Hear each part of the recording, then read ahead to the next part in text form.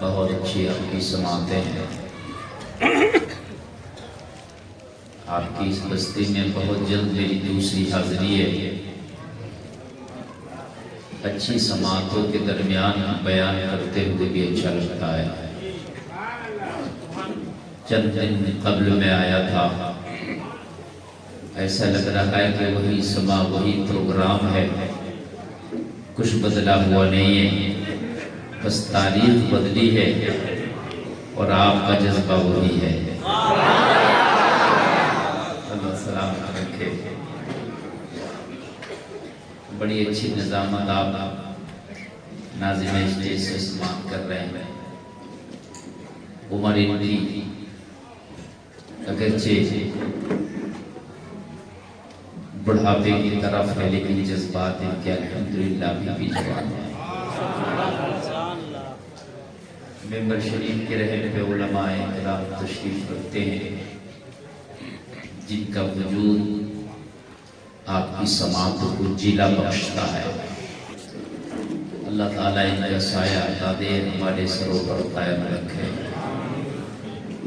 شاعر ملک ہندوستان جناب ذاکر اسماعیلی کو اپنے سماعت کیا، بہت اچھا سماعت کیا، داد و تحسین سے بھی نوازا. اور اگر آپ چاہیں گے تو میری تقریر کے بعد بھی سنیں گے، لیکن آپ سے گزارش التماس کرتا ہوں کہ آپ بہت اچھی نعت سنتے ہیں، اتنی اچھی تقریر بھی سنا کریں، ہے نا؟ طبیعت خوش ہو گئی آپ کی سماعتیں دیکھ کر، اس لیے کہ آپ تقریر میں تھوڑی رغبت دکھائیں گے تو انشاءاللہ کچھ نہ کچھ اضافہ ہوگا. اور تقریر سن کے پھر نعت جب سنتے ہیں نا تو پھر نعت سمجھ میں بھی آتی ہے نا؟ نعت شریف اگر سمجھ میں نہ بھی آئے تبھی مزہ آتا ہے، لیکن اگر نعت سمجھ میں آ جائے تو اور مزہ آتا ہے.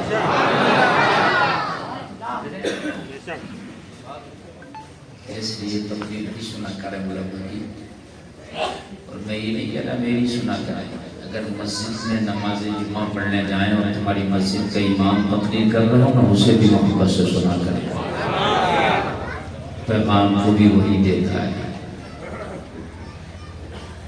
آپ کے امام صاحب علیل ہیں، چوٹ لگ گئی ہے، دعا کیجئے سب لوگ اس ذکر کے صدقے میں اللہ انہیں بہت جلد شفا عطا فرمائے، صحت و تندرستی عطا فرمائے. مجھے پتہ چلا ہے قیام کا پر حضرت نے بتایا تو میں نے بھی دعا کی اور انشاءاللہ بہت جلد سے صحت ہو جائے گی. مجھے بھی اللہ شفا عطا فرمائے. نعت شریف واقعی اگر سمجھ کے سنی جائے بہت اچھا لگتا ہے. کبھی کو اعلیٰ حضرت کی نعت یا کلام سمجھ میں آ جائے تو اور زیادہ مزہ آتا ہے.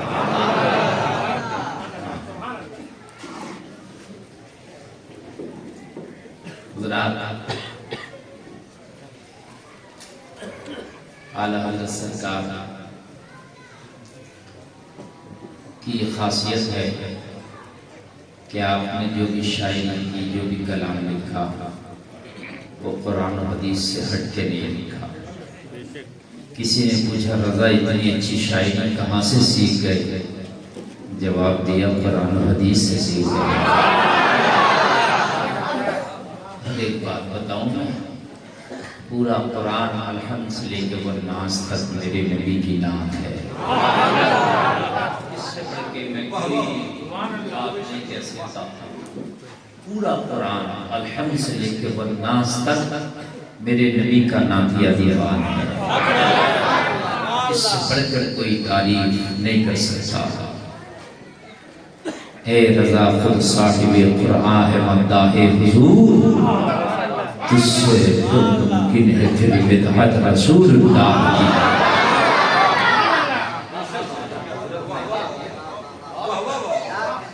اعلیٰ حضرت سردار نے کہہ دیا تیری کیا حیثیت ہے، یہی بولے صدر والے چمنے جہاں کے تھالے، سبھی میں نے چھان ڈالے تیرے پائے کا نہ پایا. زور سے بولو. آواز بولو بھائی ذرا، اس کا آواز بہت اچھا بولتا، کم نہیں، اب سی ہائی فائی۔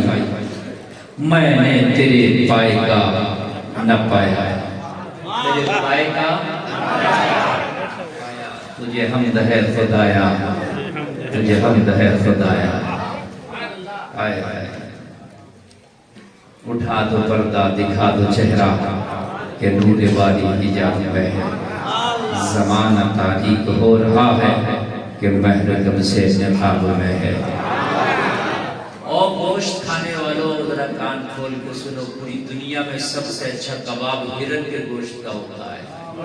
کائے کا ہوتا ہے؟ ہرن کے گوشت کا ہوتا ہے۔ اعلیٰ حضرت کہتے ہیں اٹھا دو پردہ، دکھا دو چہرہ، کہ نور باری حجاب میں ہے۔ زمانہ تاریک ہو رہا ہے کہ محرم سے نقاب میں ہے۔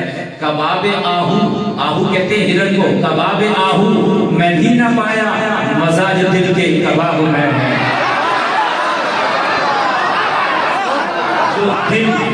جو دل عشق مصطفیٰ کی بھٹی میں تب کے کباب بن جائے، پھر اس دل میں جو مزہ ہے وہ ہرن کے کباب میں کا ہے۔ کباب آہو میں بھی نہ پایا، مزاج دل کے کباب میں ہے۔ کباب میں ہے۔ عشق کرو مصطفیٰ سے تو پتہ چلتا ہے کہ عشق کی گرمی کیا ہے۔ زبان تک تو ہم نے بہت عشق کر لیا، کاش میدان عمل تک ہم نے مصطفیٰ سے عشق کیا ہوتا نا، تو خدا کی قسم جو مزہ عشق مصطفیٰ میں ہے نا، وہ دنیا کے کسی معاملے میں ہے ہی نہیں۔ اعلیٰ حضرت نے تو آخری بات کہہ دی، ہم عشق کے بندے ہیں کہ بات بڑھائی ہے۔ کوئی بات نہیں، اس کے آگے تو کوئی بات ہی نہیں ہے۔ عشق مصطفیٰ سے اگر سچا ہے تو انشاءاللہ تجھے جنت میں جانے کی ضرورت نہیں، جنت تجھے خود مانگ لے گی رب سے۔ جنت کی سب سے بڑی خواہش، تیری خواہش ہے جنت ملے، اور جنت کی سب سے بڑی خواہش ہے کہ غلام مصطفیٰ ملے۔ تیری خواہش ہے کہ جنت ملے، اور جنت کی خواہش ہے عاشق مصطفیٰ ملے۔ اسی لیے صحابہ کا جو عمل تھا وہ جنت کو حاصل کرنا نہیں تھا، مصطفیٰ کی رضا کو حاصل کرنا تھا۔ بس یہ راضی ہو جائے، باقی ہمارا معاملہ چھوڑ دیجئے، جنت ملے کہ کیا ملے، بس یہ راضی ہو جائے۔ عشق اس کا ایسا تھا، تڑپ جاؤ گے جب میں صحابہ کے عشق کی جھلکی آپ کو دکھا۔ کاش اس عشق کا کوئی حصہ ہم تک بھی آ جائے، کاش ہماری زندگیوں میں وہ عشق کہیں سے آ جائے، خدا کی قسم سے زندگی کی بہاریں آ جائیں۔ قرآن کھول کے سن لیجئے، میں نے قرآن کی آیت بھی یہی پڑھی ہے۔ اللہ فرماتا غم نہ کرو، رنج نہ کرو، پریشان نہ ہو، ٹینشن نہ لو، کامیاب تم ہو۔ اللہ کہتا کامیاب تم ہو، ان کنتم مومنین، شرط یہ ہے کہ مومن کامل بن جاؤ۔ اور مومن کامل کب بنتے ہیں؟ تو نبی کی حدیث ہے کہ دنیا میں ماں باپ، اولاد، مال و متاع، سب خاندان، دوست و احباب، سب سمجھ کے جب مدینے والے سے محبت ہو جائے تو ایمان کامل ہو جاتا ہے۔ جب یہ سب ہو جائے تو کیا ہو جاتا ہے؟ ایمان۔ زور سے بولیے ایمان۔ سب سے بڑھ کے محبت جب ہو جائے مدینے والے سے تو ایمان کامل ہو جاتا ہے۔ تقریر سنیں، ہو سکتا ہے کہ اگر ماحول اچھا رہا تو پچھلی بار جو تقریر کر کے گیا نا اس سے بھی 22 تقریر کر کے جاؤں گا انشاءاللہ۔ آپ سنیں، علماء بیٹھے ہیں اور بہت اچھا لگتا ہے علماء کے درمیان بولتے ہیں۔ ناظم صاحب آپ سے تو ملاقات 6-7 سال میں ہوئی، مجھے پہچان لیا ہے، میں نے بولے حضرت الہ آباد سائیڈ میں آپ سے ملاقات ہوئی تھی، پھر میں نے کہا تو ماشاءاللہ یہ اس علاقے سے تعلق رکھتے ہیں، محبت۔ توجہ کیجیے، قرآن نے کہا غم نہ کرو، پریشان نہ ہو، کامیاب تم ہو، شرط یہ مومن کامل ہو جاؤ۔ حدیث نے کہا جب محبت سب سے بڑھ کے مصطفیٰ سے ہو جائے تو پھر مومن کامل ہو جاتا ہے۔ بات سمجھ میں آ گئی کہ نہیں آ گئی؟ آج صحابہ کی محبت دیکھ، بخاری کی حدیث صحیح ہے، حضرت انس بن مالک اس کی روایت کرتے ہیں، کہہ دو سبحان اللہ۔ ہم تم سے بات کرتے ہیں محبت کی، ذرا کان کھول کے سنو۔ انس بن مالک کہتے ہیں کہ میں نماز پڑھ رہا تھا مسجد نبوی میں۔ کہاں پڑھ رہا تھا؟ جس کی ایک نماز کا ثواب 50,000 نمازوں کے برابر ہے۔ سنو، مسجد نبوی میں اگر ایک نماز پڑھو تو ثواب کتنا ہے؟ اللہ کرے کہ اس مسجد میں تمہیں بھی اس نماز پڑھنے کا موقع میسر آئے. یار اللہ زور سے بول کیوں نہیں دیتے آمین؟ اللہ کرے کہ ہم سب کو موقع آئے. کہتے ہیں کہ میں مسجد نبوی میں نماز پڑھ رہا تھا. کون کہتے ہیں؟ انس بن مالک. کہتے ہیں ان دنوں کی نماز کی بات کر رہا ہوں, اس ایام کی بات کر رہا ہوں. نبی کے وصال سے پہلے 3 دن تک نبی کی طبیعت بڑی سخت علیل رہی تھی. جب وصال ہوا نا نبی کا, اسے 3 دن پہلے تک نبی کی طبیعت بہت علیل تھی. مسجد نبوی میں نبی نماز پڑھانے کے لیے تشریف نہیں لاتے. حضرت ابوبکر نماز پڑھاتے. اس وقت کی بات کر رہا ہوں. کون نماز پڑھاتے؟ حضرت ابوبکر. میرے نبی نے امی عائشہ سے کہا تھا جب طبیعت علیل ہوئی, عائشہ کہہ دو کہ اب امامت ابوبکر کریں گے. امامت تھی بلکہ خلافت کا بھی اشارہ تھا. عائشہ نے 3 مرتبہ ریپیٹ کرایا تھا. آقا کیا فرما رہے ہیں؟ جبکہ سن لیا تھا, مگر پھر دوسری مرتبہ فرمایا کہہ دو کہ ابوبکر امامت کریں. پھر اپنی عائشہ نے ریپیٹ کرایا تاکہ بعد میں مکمل طریقے سے وضاحت ہو جائے. نبی نے فرمایا عائشہ کہہ دو ابوبکر امامت کریں گے. انس بن مالک کہتے ہیں اس دنوں کی بات اور اس زمانے کی بات کر رہا ہوں کہ میں مسجد نبوی میں نماز پڑھ رہا تھا. امام ابوبکر صدیق تھے. نبی کی طبیعت علیل تھی. حجرہ عائشہ سے نکل نہیں پائے تھے. نبی اپنے حجرہ مبارکہ میں تھے, نماز چل رہی تھی. حدیث کا جملہ ہے فی الصلاۃ, نماز میں جب ہم تھے. میں اس درمیان کی بات کر رہا ہوں جب سارے صحابہ نماز میں تھے. نماز سے پہلے یہ بات کی بات نہیں, نماز میں تھے. اس وقت ابوبکر امام تھے. سارے صحابہ مقتدی بن کے کھڑے تھے. اب ذرا اگر جی رکھتے ہو تو ذرا تصور کے انس بن مالک کہتے ہیں کہ نماز کے دوران درمیانے نماز نبی نے اپنا چہرہ حجرہ عائشہ سے باہر کر کے نماز پڑھتے صحابہ کو دیکھا. نماز کے درمیان نبی نے حجرہ عائشہ سے پردہ ہٹایا, کھڑکی سے یا دروازے سے کیا ہٹایا, اور پردہ ہٹا کے نبی نے کیا دیکھا؟ اپنے صحابہ کو نماز پڑھتے دیکھا. اچھا ایک بات اور بتا دوں, پچھم کدھر ہے؟ یہ جب میرا چہرہ ہے نا تو یہ پچھم ہے. ٹھیک تو مسجد مان لو یہ جو ممبر شریف ہے یہ مسجد ہے, تو مسجد میں امام یہاں رہے گا تو مقتدی پیچھے رہیں گے. تو حجرہ عائشہ جو ہے وہ پیچھے کا جو کون اسٹیج کا ہوا جو جہاں کرسی پہ بیٹھے ہیں حضرت, یہ حجرہ عائشہ کس طریقے سے بالکل نقشہ بنا کے میں آپ کو بتا رہا ہوں. سمجھ گئے؟ یہ چاکور اسٹیج ہے, یہاں امام کھڑا ہے, حجرہ عائشہ وہ لیفٹ سائیڈ میں کونے پہ. سمجھ گئے نہیں سمجھ گئے؟ لیفٹ سائیڈ میں کونے پر پیچھے. انس بن مالک کہتے ہیں دوران نماز جب نبی نے اپنے کمرے سے پردہ ہٹا کے صحابہ کو دیکھا تو سارے صحابہ نماز میں تھے, کعبے کی طرف سے چہرہ پھیر کے مصطفیٰ کو تکنے لگے. یاد ذرا زور سے بولو. سارے صحابہ کعبے کی طرف سے چہرہ پھیر کے مصطفیٰ کو تکنے لگے. اب میں پوچھتا ہوں نماز ہوئی کہ نہیں؟ تو عمر کے لال نے پیچھے سے کہہ دیا. انس بن مالک کہتے ہیں دل چاہتا تھا نماز توڑ کے مصطفیٰ کو ہی تکتے ہیں, مگر مصطفیٰ نے فرمایا او میرے صحابہ چہرہ کعبے کی طرف کر کے نماز پوری کر لو. مصطفیٰ نے یہ نہیں کہا نماز ٹوٹ گئی دوبارہ پڑھ لو, بلکہ کہا جتنی ہو گئی ہو گئی, جتنی رہ گئی ہے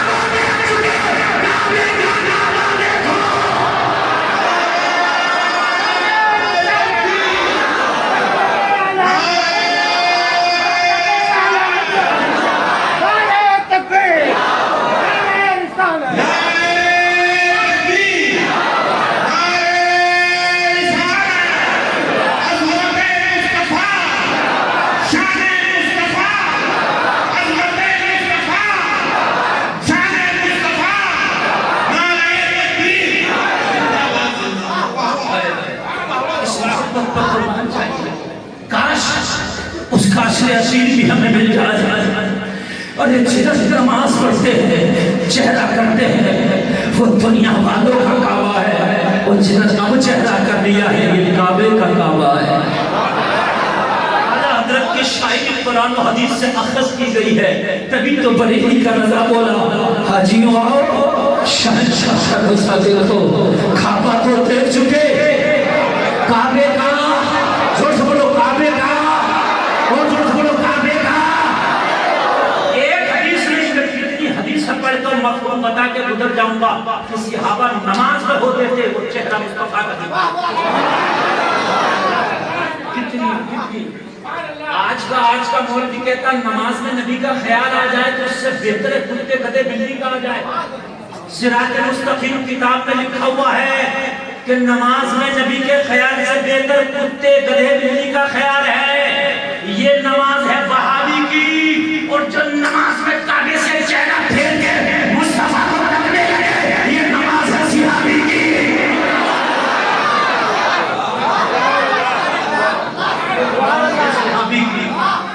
یہ نماز ہے صحابی کی۔ بلکہ ایک صحابی کو تو نبی نے نماز نواز دی، جب وہ نماز پڑھ رہا تھا نبی نے نواز دے دیا، وہ سننے لگا میں نے تو نماز پڑھ رہا ہوں، نماز پڑھ کے گیا۔ کہاں گیا؟ نماز پڑھ کے گئے۔ عرض کی آقا بلایا تھا؟ فرمایا ہاں۔ جب بلایا جب کیوں نہیں آیا؟ عرض کی آقا نماز پڑھ رہا تھا۔ نبی نے فرمایا تو نماز میں بلا لوں تو نماز پڑھتے سے آ جا،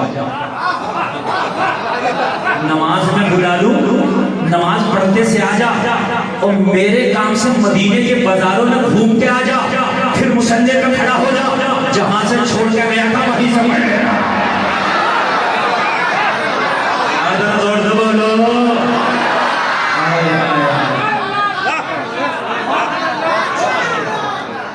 وہیں سے پڑھ لینا۔ ایک حدیث ہے نماز کسوف و خسوف نبی پڑھا رہے تھے، یہ جو سورج گرہن کی نماز ہوتی ہے، نبی نماز پڑھاتے پڑھاتے ہاتھ آگے بڑھا کیا کر دیے؟ نماز کے بعد صحابہ نے پوچھا آقا نماز پڑھا رہے تھے ہاتھ آگے کیوں بڑھا رہے تھے؟ اور میں صحابہ سے پوچھتا ہوں تم نماز پڑھ رہے تھے نبی کے ہاتھ کو دیکھ رہے تھے؟ بولو ذرا سبحان اللہ۔ نماز پڑھ رہے تھے نبی کے ہاتھ کو دیکھ رہے تھے۔ اللہ اللہ، پتہ چلا کہ نماز میں بھی صحابہ مصطفیٰ کو دیکھتے تھے۔ اللہ اللہ ذرا غور کر۔ نبی نے پھر فرمایا آگے میں نماز پڑھا رہا تھا جنت پیش کی گئی میرے سامنے، میں نے دیکھا کہ کھجور، میں نے دیکھا کہ انگور کا خوشہ میرے سامنے ہے، میں نے ہاتھ بڑھایا توڑنا چاہا، اگر میں توڑ لیتا تم کھاتے تو قیامت تک ختم نہ ہوتا، مگر سوچا کیسے ہی صحیح ہے کبھی فاقہ ہو تو اللہ اللہ کرے، کبھی کھانا ہو تو اللہ اللہ کرے۔ اچھا ایک بات تو بتاؤں، نماز پڑھ رہے ہیں مسجد نبوی میں، نبی نے جھانک کے دیکھا پیچھے سے، اور مجھے کیا پتہ چلے گا کہ پیچھے سے کون جھانک رہا؟ جب میں پیچھے کو بار بار دیکھوں گا تب نہ پتہ چلے گا کہ کون جھانک رہا ہے۔ یعنی کہ تو نماز بھی ایسی ہے کہ نمازیں پڑھ رہے ہیں اور نمازوں میں مصطفیٰ کو تک رہے ہیں۔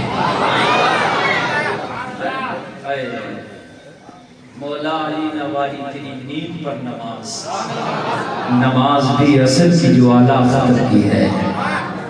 آج یوں آؤ شہنشاہ کا روزہ دیکھو، کعبہ تو دیکھ چکے، کعبے کا غور سے سن تو رضا، مکتے میں کہتے ہیں غور سے سن تو رضا، کعبے سے آتی ہے صدا، میری آنکھوں سے میرے پیارے کا روزہ دیکھو۔ ایک بات اور بتا دیں آپ کو، طبیعت ہری بھری نہ ہو جائے تو کہنا ہے، مدینہ شریف میں نبی کا روزہ ہے اور مکہ شریف میں مسجد حرام ہے نہیں ہے؟ مکہ میں کیا ہے؟ کعبہ، اور مدینہ میں کیا ہے؟ مصطفیٰ کا روزہ۔ سمجھ رہے ہیں کہ نہیں سمجھ رہے ہیں آپ؟ اور یہ دونوں ایسے ہیں آمنے سامنے جیسے میرے دونوں ہاتھ، یہ مدینہ شریف اور یہ مکہ شریف، یہاں گنبد خضرا اور یہاں کعبہ۔ توجہ ہے؟ توجہ کرنا۔ کعبہ شریف سے پروت سائڈ ہے، پروت سائڈ سے یہ کعبہ شریف ہو گیا، پروت سائڈ سے گنبد خضرا، ٹھیک ہے؟ ادھر پروت ہوا نا، اتر سے ہاں یہ کعبہ شریف اور یہ مدینہ شریف، مدینے میں گنبد خضرا، کعبے کا ایک پرنالہ ہے جسے مزاب رحمت کہتے ہیں، اور وہ ایسے میرا جو ہاتھ ہے یہ کعبہ مان، توجہ کرو، جو ہل رہا کیا مان لو؟ کعبہ، یہ گنبد خضرا، اور یہ پرنالہ، میری جو انگلی ہے نا یہ پرنالہ بالکل ایسے دیکھ رہے ہیں آپ، بالکل ایسے جو میں نے نقشہ بنا دیا، نقشہ دیکھ رہے ہیں آپ، یہ کعبہ، یہ پرنالہ، آپ فوٹو میں دیکھ رہے ہیں آپ، اگر آپ نہ جا سکتے ہو تو جو گئے ہوئے وہ دیکھا ہوا ایک پرنالہ جسے مزاب رحمت بھی کہتے ہیں، جیسے کہتے ہیں کہ قرآن کا دل سورہ یاسین ہے، کہتے نہیں کہتے ہیں، ایسے ہی علماء نے کہا ہے کعبہ کی آنکھ، یہ جو پرنالہ ہے نا مزاب رحمت، یہ کعبے کی آنکھ ہے، کیا ہے یہ؟ کعبے کی آنکھ ہے، کعبے کی آنکھ ہے، پورا مطلب کیا ہے؟ کعبے کی آنکھ ہے۔ اچھا ایک بات اور بتاؤں، آپ عید کا چاند دیکھو، 29 میں اگر نظر آ جائے تو بہت چھوٹا ہوتا ہے، عید کے چاند سے اس لیے مثال میں آپ کو دے رہا ہوں کہ بڑی خواہش اور تمناؤں کے ساتھ دیکھا جاتا ہے، جتنا عید کا چاند دیکھنے میں کوشش کی جاتی ہے اتنا کوئی چاند دیکھنے میں کوشش نہیں کی جاتی ہے نا، نظر آ جائے تو اگر کسی کو نظر آ جائے تو وہ کہتا وہ ہے، جسے نظر نہیں آئے وہ کہتا کہاں ہے، تو جسے نظر آئے وہ کہتا وہ ہے گنبد کے اوپر، وہ ہے اس بلڈنگ کے اوپر، دیکھ وہ دیکھ اس تارے کے پاس میں، تب بھی نظر نہیں آئے تو آدمی کے کہتا ہے یار میری آنکھوں سے دیکھ وہ ہے، آپ نہ بولتے ہیں کہ یہ بولتے ہیں دیکھ دیکھ میری آنکھوں سے، میں کہوں وہ میری چابی پڑی ہے اٹھا دو، آپ کہو کہاں، میں کہوں وہ پلر کے پاس، آپ کہو کدھر، وہ چپلوں کے پاس، ارے کدھر مولانا جی، وہ کرسی کے پاس، ارے کدھر، میں کہوں میری آنکھ سے وہ پڑی ہے، بولتے ہیں محاورہ کہ نہیں بولتے؟ ارے آپ کیا بولتے ہیں کہ نہیں بولتے؟ اعلیٰ حضرت نے بڑے زبردست محاورہ، میری آنکھ سے، مطلب یہ نہیں میری آنکھ سے نکال دے ان سے دیکھ لے، مطلب یہ جو ٹارگیٹ میری آنکھوں کا ہے وہ ٹارگیٹ بنا وہ چیز نظر آ جائے گی جو بتانا چاہتا ہوں، بات سمجھنے کے لیے جو ٹارگیٹ میری آنکھوں کا وہ ٹارگیٹ بنا نظر آ جائے گا جو بتانا چاہتا ہوں۔ اعلیٰ حضرت جب حج کرنے گئے طواف کعبہ کیا تو کہا کعبہ یہ جو پرنالہ ہے، علماء کہتے ہیں یہ تیری آنکھ ہے، تیری آنکھ صدیوں سے ادھر کیوں دیکھ رہی ہے؟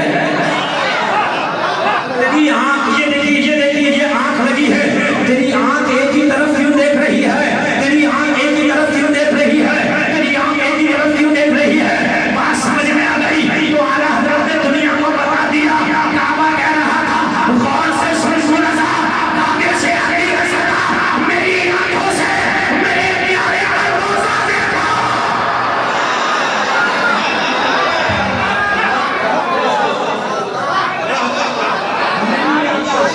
ارے یار اڑیسہ کے لوگ نہ سمجھیں گے اعلیٰ حضرت کی شاعری کو کون سمجھے گا؟ اعلیٰ حضرت کا روحانی بیٹا مجاہد ملت یہی آرام کر رہا ہے، غور سے سن سنا تھا، کعبے سے آئی ہے صدا، میری آنکھوں سے میرے پیارے کا روزہ دیکھو۔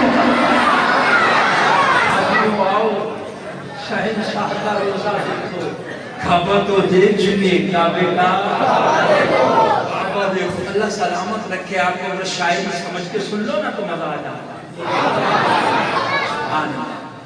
اللہ کرے کہ ہمیں نبی کا سچا عشق عطا ہو، کچھ ملے یا نہ ملے بس نبی کی غلامی مل جائے تو اللہ کی قسم یہی سب کچھ ہے، سب کچھ ہے۔ بلال سے تو کہا تھا پھٹے کپڑے ہیں بلال تیرے، امیہ کا کوڑا ہے، سخت زخم ہے، بلال ایسے میں کیا کرے گا، ابھی بھی اسی راستے پہ چلے گا؟ بلال نے کہا تھا دنیا کے غم بھی مجھے مل جائیں نا تو قبول ہے، مگر نبی کی غلامی نہ چھوٹے، بس یہ نہ جائے۔ اور سچی غلامی اگر چاہتے ہو جلسے میں آنے والوں تو ایک نسخہ دے کر کے آ رہا ہوں، اس پر عمل کرنا انشاءاللہ، مرنے سے پہلے سچے غلاموں میں نام لکھ جائے گا تمہارا۔ پتہ نہیں تمہیں کیا سچی غلامی کیسے ملتی ہے، مرنے سے پہلے پتہ نہیں کہ ہم غلام بن کے مرے کہ نہیں مرے، مگر جو میں نسخہ بتا کے جا رہا ہوں اس پہ عمل کر لینا، نبی کے سچے غلاموں میں تیرا نام شمار ہو جائے گا۔ مرنے سے پہلے ایک کام کرنے کی عادت ڈال لے، وہ کام کیا ہے؟ हालात कुछ भी हो, उठते बैठते चलते फिरते नबी का दुरूद पढ़ने का आदी हो जा। जिस दिन नबी के दुरूद की आदत हो गई, गारंटी है कि नबी की गुलामी मेरी आदत है। गारंटी है कि नबी की गुलामी मिल जाएगी। नबी का दुरूद पढ़ने वाला खुदा की कसम नबी का गुलाम भी हो सकता है। इसलिए भी नबी फरमाते हैं जो मोहब्बत से दुरूद पढ़ता है, मोहब्बत वालों का दुरूद जब पढ़ा जाता है तो मदीने और खटखुर पहाड़ के सारे पर्दे हटा दिए जाते हैं, सारी दुनिया खत्म कर दी जाती है। खटखुर पहाड़ में बैठकर दुरूद पढ़ने वाला गुलाम होता है और मदीने में लेट के सुनने वाला नबियों का इमाम होता है।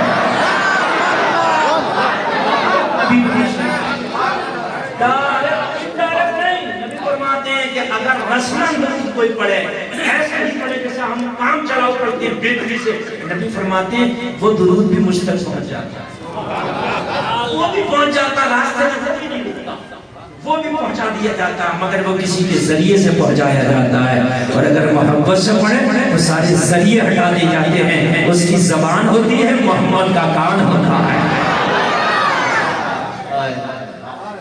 नबी का दुरूद पढ़ने की आदत ही ना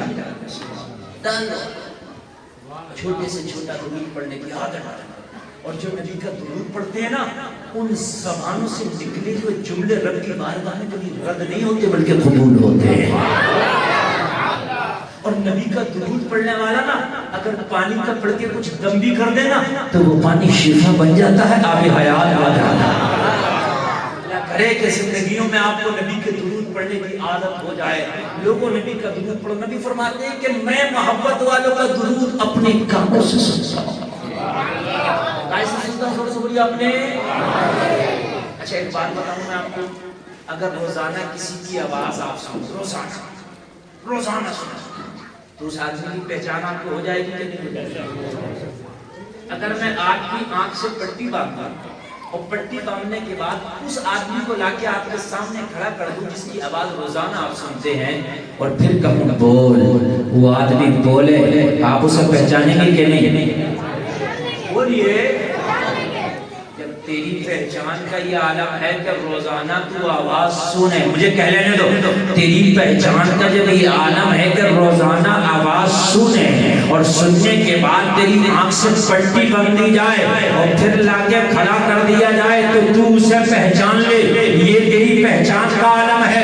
तो गुलफाम को कहने दे, जब तू मरने के बाद अपनी कब्र में जाएगा और जिंदगी में रोजाना दुरूद पढ़ के गया है और तेरा दुरूद मुस्तफा अपने कानों से सुनते हैं, जब तू कब्र में जाएगा और बुखारी की हदीस के मुताबिक तेरे कब्र में आमना के लाल भी आएंगे और जब तेरे बारे में उठाकर और जब मुस्तफा का जलवा दिखा के तुझसे मुस्तफा के बारे में सवाल किया जाएगा, अरे तू दुनियादार हो गए जिसकी आवाज रोजाना सुने तो आंख से पट्टी बांध के पहचान ले, ये तो मदीने का ताजदार है। जब तेरी कब्र में आएगा फरिश्ते तुझसे सवाल करेंगे, बता तो मुस्तफा आगे बढ़ के कह देंगे, अरे आज इससे ना पूछो, आज मुझसे पूछो ये कौन है।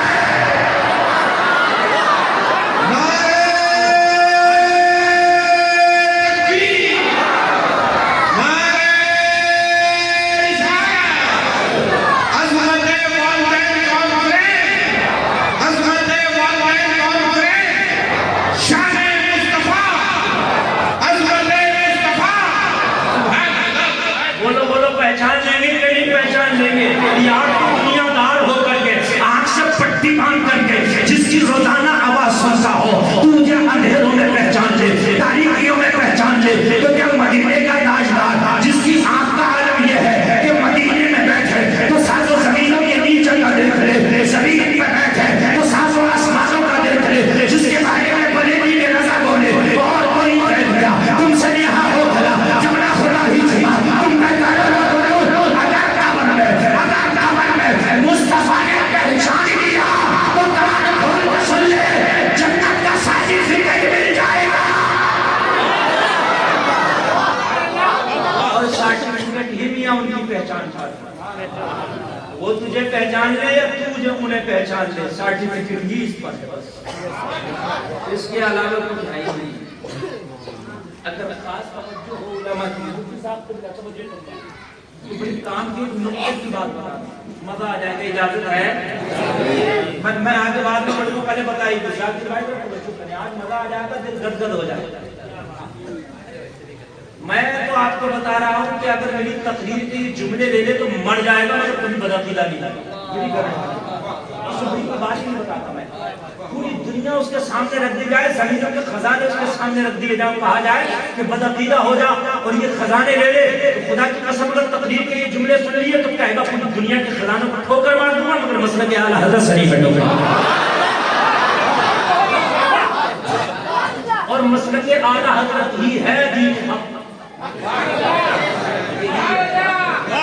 اگر جو اس سے ہٹا ہوا ہے سمجھ لو کہیں نہ کہیں کھوٹ ہے، اگر جو اس سے ہٹا ہوا ہے کہیں نہ کہیں کجی ہے، سرکار کھول کو سن لے، مسلک اعلیٰ حضرت ہی ہے جو صحابہ کے راستے پر چلا تھا ہے۔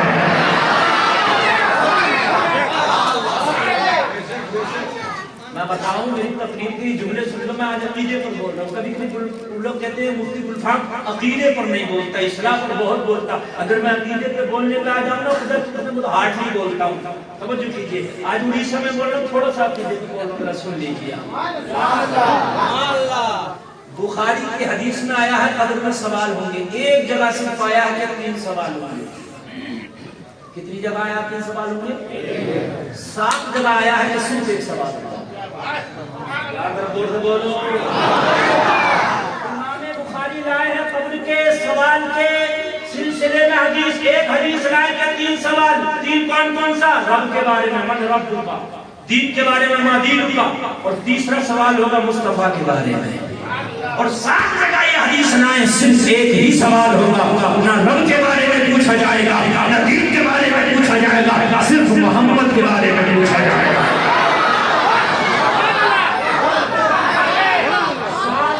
حدیث لائے ہیں، نہ رب کے بارے میں پوچھا جائے گا، نہ دین کے بارے میں پوچھا جائے گا، صرف محمد کے بارے میں، صرف محمد کے بارے میں بتا جائے گا اگر آج سننے تو آپ۔ اس لیے کہ بہت سے لوگ ایسے ہیں جو رب کو تو مانتے ہوں گے مگر ایمان والے پھر بھی نہ ہوں۔ ایمان والے خالی رب کو ماننے سے ایمان والے نہیں ہوتے جب تک کہ محمد پہ ایمان نہ لائے۔ اور دونوں کو اگر حدیثوں کو پکڑنے، ہم ایک سوال والی حدیث کو پکڑنے تب بھی عقیدہ ثابت اعلیٰ حضرت کے ماننے والوں کا، اور 3 سوال والوں حدیث کو پکڑنے تب بھی ہمارا عقیدہ ثابت، تب بھی ہمارے ساتھ۔ اب اگر پہلے ایک سوال ہوگا تب تو ہے ہی ہمارا ثابت، نبی کے بارے میں ہی پوچھا جائے گا۔ اس لیے تو اعلیٰ حضرت کہتے ہیں کہ بھئی انہی کے بارے میں پوچھا جائے گا تو آج لے ان کی پناہ، ہم ان سے جب انہی کے بارے میں پوچھا جائے گا تو آج لے لینا ان کی پناہ۔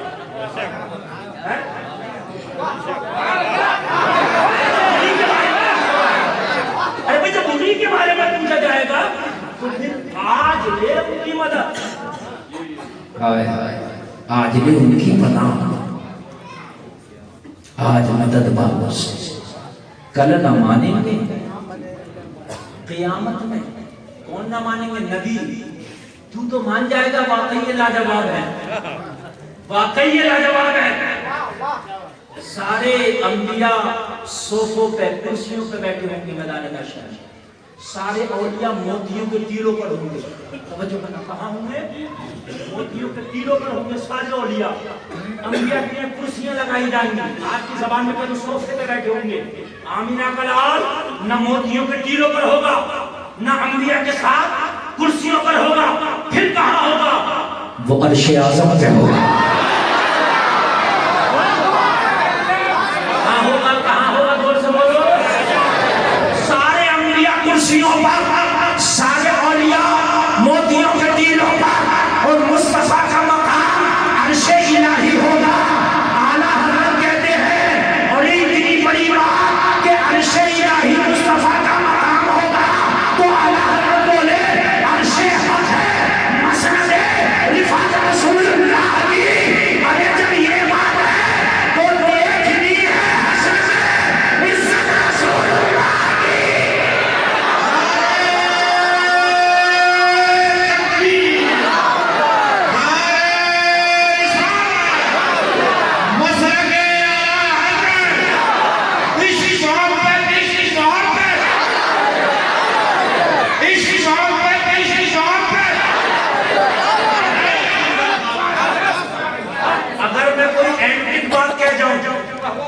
بات کہتا ہوں جسے ذہن قبول نہ کرے. میں یہ کہوں میاں فلاں جگہ کے تو ہاتھی بھی آسمان میں اڑتے ہیں, تو آپ کہو گے جب یہ بات ہے تو جا کے دیکھنا ضرور ہے, تو واقعی اڑتے ہیں کہ نہیں؟ ارے عرش حق ہے, عرش حق ہے, مسند رفعت رسول اللہ کی جب یہ بات ہے تو دیکھ لیے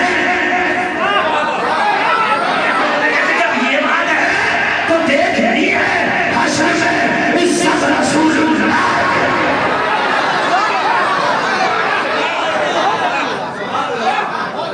اٹھا کے جانا وہاں پر دیکھے گا ان کی عظمت, جب دیکھے گا ان کی شان تو کہے گا واقعی لاجواب ہے. تو اعلیٰ حضرت کہیں گے ہم نہ کہتے تھے کہ آج میں ان کی پناہ, آج مدد محمد سے کبھی نہ مانیں گے قیامت میں اگر تو مان لے گا.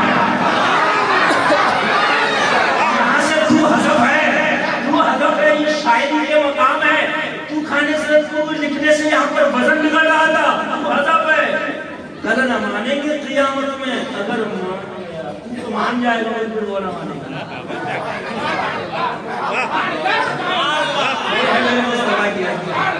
یہ ہے مصطفیٰ کی شان, آج ذرا سمجھ لیجئے, بس انہی کو پہچان.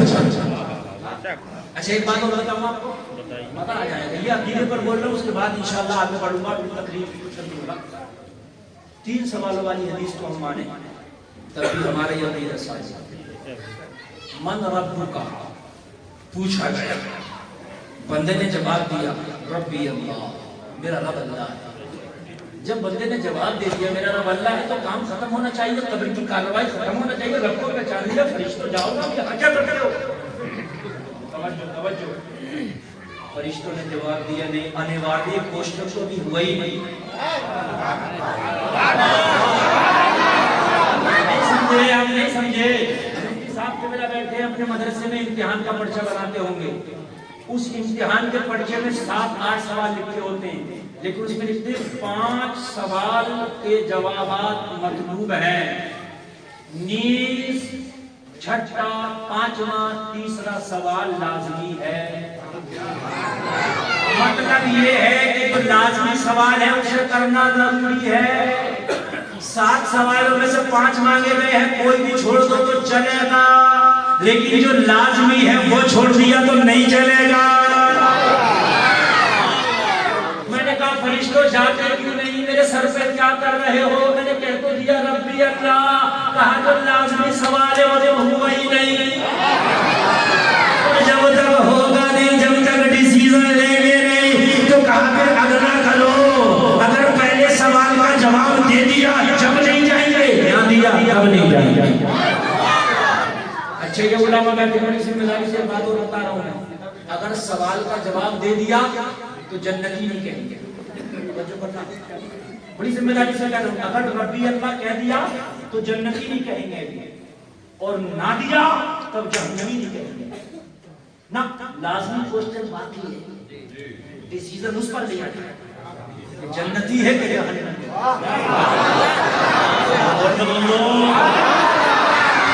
لازمی کوشچن باقی ہے, آخری سوال باقی ہے, ڈیسیزن تو اس پر لیا جائے گا کہ جنتی ہے کہ جہنمی.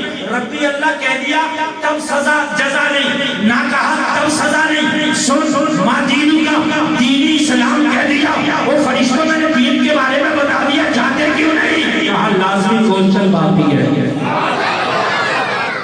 اب کیسے ڈیسیزن لے لیں, اب تب لیں گے تب لازم والا ہو جائے گا. اور پہلے 2 میں فیل بھی ہو گیا, لازم والا بتا دیا نا, تو ڈیسیزن جنتی لگے.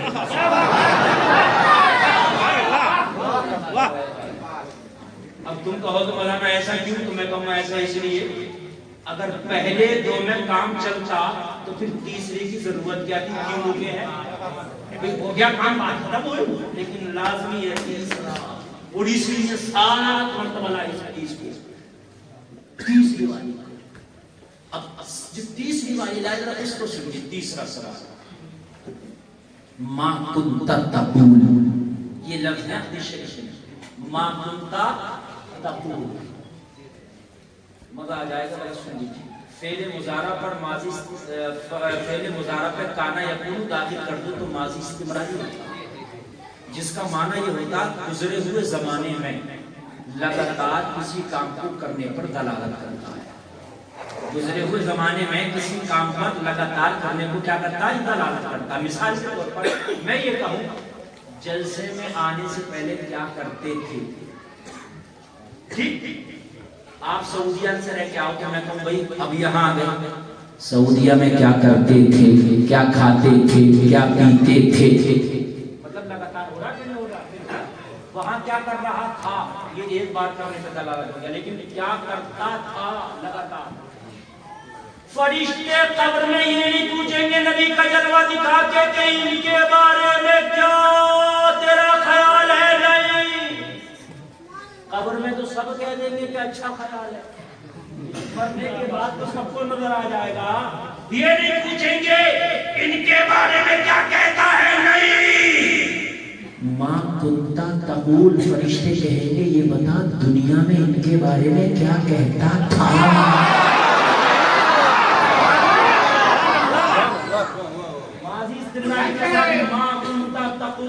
مفتی صاحب قبلہ بیٹھے ہیں. ماں کنتا تقول کیا کہتا تھا. سمجھ گئے کہ نہیں. اب کچھ وہ بھی ہیں جو کہتے ہیں کہ مر کے مٹی میں مل گئے اور جب قبر میں گئے ہوں گے تو فرشتوں نے پوچھا گا بتا کیا کہتا تھا.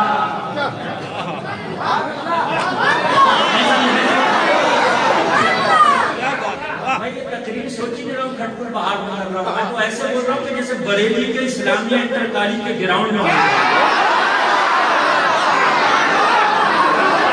ہر جگہ ایسی تقریریں نہیں ہوتی, اس لیے کہ وہ سمجھیں گے نہیں لوگ, اوپر سے چلی جائیں گی. یہ مجاہد ملت کا فیضان ہے. یہاں کی عوام اور بریلی کی عوام ایک جیسی لگتی ہے, عقیدہ بھی ایک جیسا لگتا ہے, سماعتیں بھی ایک جیسی لگتی ہے.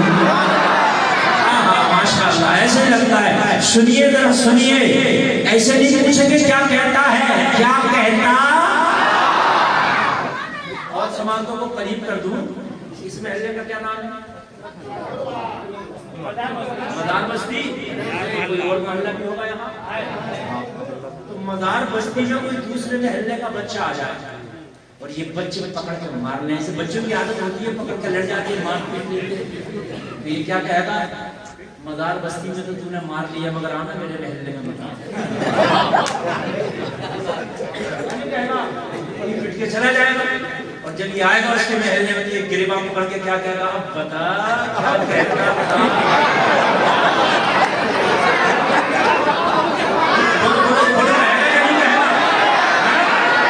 جب قبر میں فرشتہ اس اٹھے پہ جانے کو پکڑے گا تو پکڑ کے کہے گا دنیا میں تو تجھے چھوٹ دے دی تھی. ماں کنتا تقول اب بتا کیا کہتا تھا.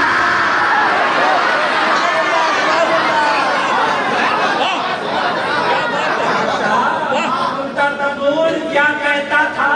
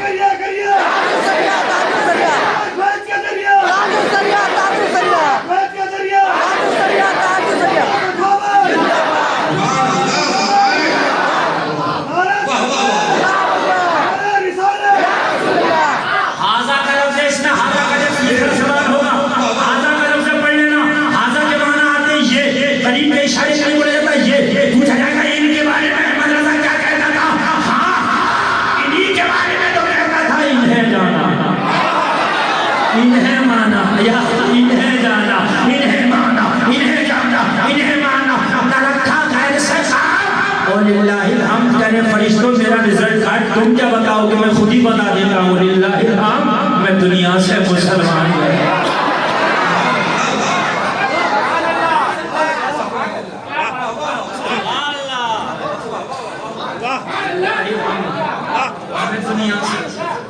تم کیا بتاؤ گے کہ میں مسلمان گیا کہ کافر گیا؟ مجھ سے پوچھ لو. للہ الحمد میں دنیا سے مسلمان گیا. یا انہیں پہ تو ہے سب کچھ تکیہ، انہیں پہ تو تکیہ ہے اور کیا؟ خدا کی قسم انہیں پہ تکیہ ہے. اعلیٰ حضرت تو کہتے ہیں میدان محشر میں اگر بچ بھی گیا نا جہنم سے تو یہی کہتا ہوا جنت میں جاؤں گا یہ عشق تیرے سلسے جننے سے چھٹے سستے یہی کہتا ہوا جاؤں گا یہ عشق تیرے سلسے جننے سے چھٹے سستے جو آگ بجھا دے گی وہ آگ بجھا دے گی. اور جب زبان عشق میں بولتی ہے تو جملے ضرور بدلتے ہیں. میں مانتا ہوں ابھی ذاکر اسماعیلی صاحب نے کلام پڑھا اس کے اندر ایک شعر تھا بچپن سے ہی پیار ہے تو میں بیٹھا بیٹھا سوچ رہا ہوں آپ جائیے اقبال تک، اقبال سے اعلیٰ حضرت تک، اعلیٰ حضرت سے علامہ حسن تک، علامہ حسن سے قاری تک جائیے آپ سنبھالیے جملے بدلیں گے مفہوم وہی رہے گا.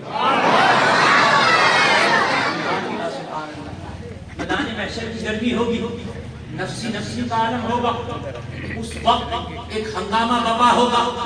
آج جیسے آپ کا یہ جلسہ ہے نا سرکار کی عظمت ہوگی سبحان اللہ. اب اس وقت کا سامان نظروں میں لائے ذہن میں لائے اس وقت جو وہ اتنا بڑا پروگرام ہوگا جس میں اولین و آخرین جمع ہوں گے. 29 پارے میں جس کے بارے میں بتایا گیا الہی فی یوم کان مقدارہ 50,000 سنہ 50,000 برس کا دن ہوگا. ایک اتنا بڑا پروگرام رب کرے گا جو 50,000 دن کا 50,000 برس کا ایک دن ہوگا. اس پورے دن میں سرکار کی عظمت ہی پر بیان ہوگا.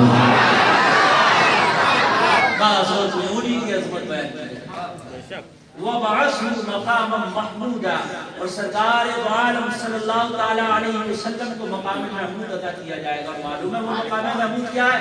وہ ایسی جگہ ہے جو بھی دیکھے گا اس مقام کی اور اس پر کھڑے ہونے والی کی تعریف کرے گا. توجہ کرنا ایسے میں صدر قیامت رب ہوگا. کون ہوگا صدر قیامت؟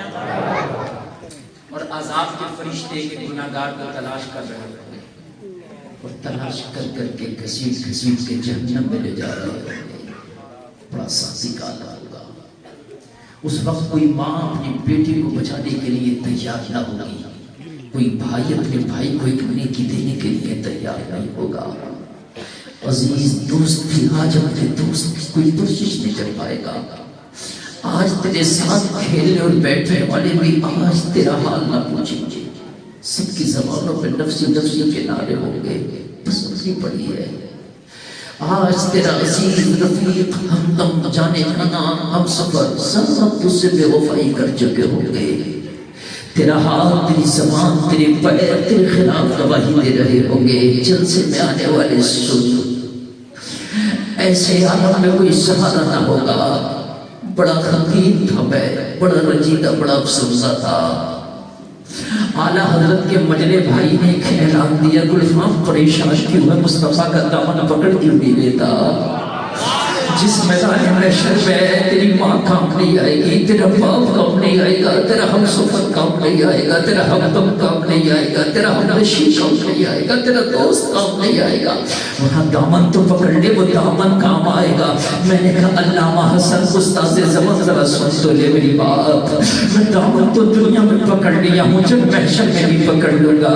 لیکن فرشتے جو تلاش کرتے گھوم رہے ہوں گے انہوں نے مجھے پکڑ لیا تو میں کیا کروں گا؟ میں نے مصطفیٰ کا دامن پکڑا ہوگا اور فرشتوں نے مجھے پکڑ لیا. آزاد کی یہ تو وہی گلفام ہے جو گناہگار خطاکار اشیاء سے یاد ہوتا ہے. اسے پکڑو جہنم میں لے کے چلو. علامہ حسن بولے گلفام دامن تو پکڑ لینا، بچانا مصطفیٰ کا کام ہے. میں نے کہا گارنٹی، کہا گارنٹی کے طور پر میرا شعر لے جا. اعلیٰ حضرت کے مجلے بھائی بولے جھوٹا ہی کرے صدر قیامت کے سپاہی وہ کس کو ملے جو میرے دامن میں چھپا ہو. دل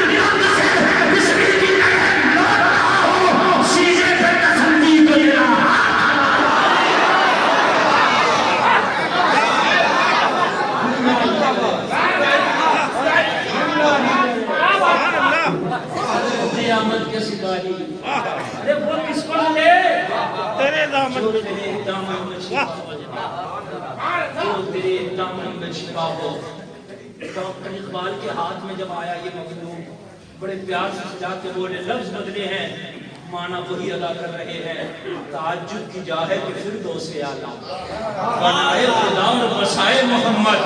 ارے تماشا تو دیکھو، دوزخ کی آتش لگائے خدا اور بجھائے، اور سے بولیے لگائے خدا اور بجھائے محمد۔ اور یہی مفہوم جب بیگم شاباشی کے ہاتھ میں آیا تو بیگم شاباشی پکارا، چیخ چیخ کے بولا، اتنا تو کرم کرنا اے چشم کریم آنا، جب جان لبوں پر ہو تم سامنے آ جانا، دنیا میں مجھے تم نے جب اپنا بنایا ہے، محشر میں نہیں رہ دینا، یہ ہے میرا دیوانہ۔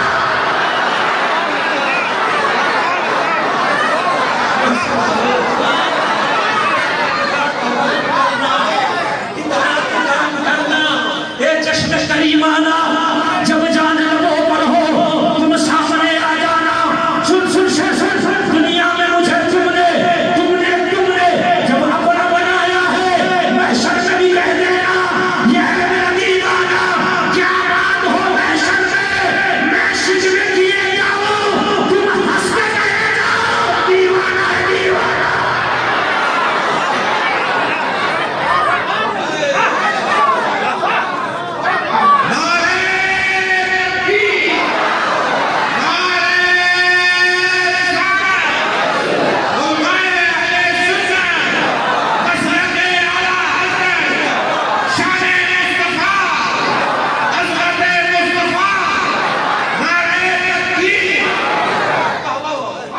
مزہ آیا کہ نہیں آیا؟ کیا بات ہو محشر میں، رسول نے مزہ اس تصور کو جو باندھا نا بیگم شاباشی نے، اس تصور کو سننے کھلا ابھی کھٹپور پہاڑ میں کوئی دیوانہ کسی کو پتھر اٹھا کے مار دے، دیوانہ ہے مار سکتا ہے؟ پتہ نہیں مجھے، میرے پتھر مار دیا، مجھے نہیں پتا کہ یہ دیوانہ ہے، دکھنے میں ٹھیک لگتا ہے مگر مانتے دماغ ٹھیک نہیں، پتھر مار دیا، مجھے چوٹ لگی، میں نے اس کا بات پکڑ لیا۔ مفتی صاحب ہنس کے کہیں گے حضرت کہاں چکر میں پڑ رہے ہو، یہ دیوانہ ہے۔ کہیں گے کہ نہیں کہیں گے؟ کہیں گے بھی اور ہنسیں گے بھی۔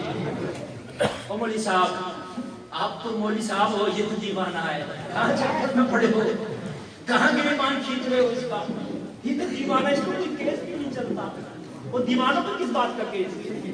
میدان محشر میں کہتے ہیں بیگم شاباشی نے جو فرشتوں نے پکڑ لیا ہو، پکڑو گناہگار تو لے کے جا رہے ہو، اور سامنے سے مصطفیٰ پہ نظر پڑے، میں شکوہ کر بیٹھوں، آقا ہی انہیں پکڑ لیا، آقا ہی انہیں پکڑ لیا، کہہ رہے کیا بات ہو محشر میں شکوے کیے جاؤں، ہنس کے کہے جاؤ ارے دیوانہ ہے دیوانہ۔ کسے پکڑ لیے ہو، کسے پکڑ لیے ہو، ہنس کے کہے جاؤ دیوانہ ہے دیوانہ۔ قسم سے کہہ دے دیوانہ ہے، بس کام بن گیا، وہ کہہ دے دیوانہ ہے، بس وہ کہہ دے دیوانہ ہے، بس ہو گیا کام اپنا، بس اتنا ہی کہیں گے، بس اتنا ہی دیوانہ۔ اے اللہ، کھڑے ہیں منکر نکیر سر پر، نہ کوئی آبی نہ کوئی یابر، بتا دو اگر شفیع بشر کہ سخت مشکل جواب میں ہے۔ کلمہ شریف پڑھیں سارے لوگ، لا الہ الا اللہ محمد رسول اللہ صلی اللہ علیہ وسلم۔ میں نے قرآن کی آیت پڑھی، وَلَا تَهِنُوا وَلَا تَحْزَنُوا وَأَنْتُمُ الْأَعْلَوْنَ إِن كُنتُم مُّؤْمِنِينَ۔ غم نہ کرو، ٹینشن نہ لو، رنج نہ کرو، کامیاب تم ہو، شرط یہ ہے کہ مومن کامل ہو جاؤ۔ وہ مومن کامل کے لیے نبی کی محبت ہونا ضروری ہے۔ اچھا ایک بات بتاؤں، ایک ہوتی ہے زبانی محبت، ایک ہوتی ہے میدانی محبت۔ زبانی وہ ہے جو زبان سے بڑبڑ کرتے رہو، میدانی وہ ہے جو میدان عمل میں آ کے دکھا دو کہ ہاں ہم محبت کرتے ہیں۔ بات سمجھ رہے؟ زبان سے تو کہہ لینا بہت آسان ہے، لیکن میدان عمل میں ثابت کر کے دکھانا یہ بڑا مشکل کام ہے۔ اگر نبی صلی اللہ علیہ وسلم نے سچی محبت کی ہوگی، خدا کی قسم کھا کے کہتا ہوں، اگر نبی سے سچی محبت ہوگی تو فجر کے وقت جب مؤذن اذان دے رہا ہوگا کہہ رہا ہوگا الصلاۃ خیر من النوم، نیند سے بہتر نماز ہے، تو نبی کے عاشق کو نیند لے آئے گی۔ بولی آئے گی نہیں آئے گی یار، نبی کا عاشق نیند کیوں آئے گی؟ کیونکہ عشق کسے کہتے ہیں میں بتاؤں آپ کو، محبوب کی پسند ناپسند کا خیال کرنے کا نام ہی نہیں سمجھے آپ؟ جو محبوب کو پسند ہے وہ کرو، اور جو ناپسند ہے اس سے بچ جاؤ، اسی کا نام عشق، بس اسی کا نام عشق۔ تھوڑا ایک کو بڑھاؤ، بہت اچھا ساؤنڈ بول رہا، آواز ایک کو بڑھا دے 1 منٹ کے لیے، ہیلو ہیلو، اور بڑھائیے جتنا یہ نام میں تھا اتنا بڑھا دیں، ہیلو ہیلو ہیلو ہیلو، یہ والا نہیں جیسے ہیلو ہیلو، ہاں بس نام بتائیے فجر کا وقت ہو اور مؤذن پکار رہا ہو اللہ اکبر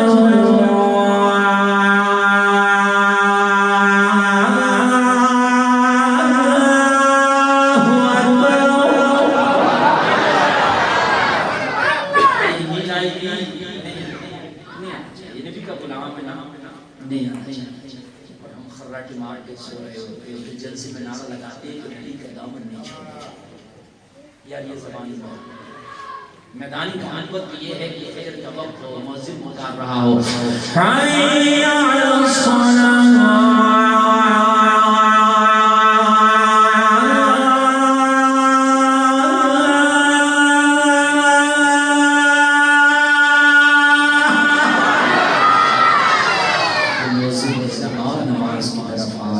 بستر کو چھوڑ کے اپنی آرام گاہ کو چھوڑ کے وضو کر کے مسجد کی طرف روانہ ہو جائے، یہ ہے نبی کا عشق۔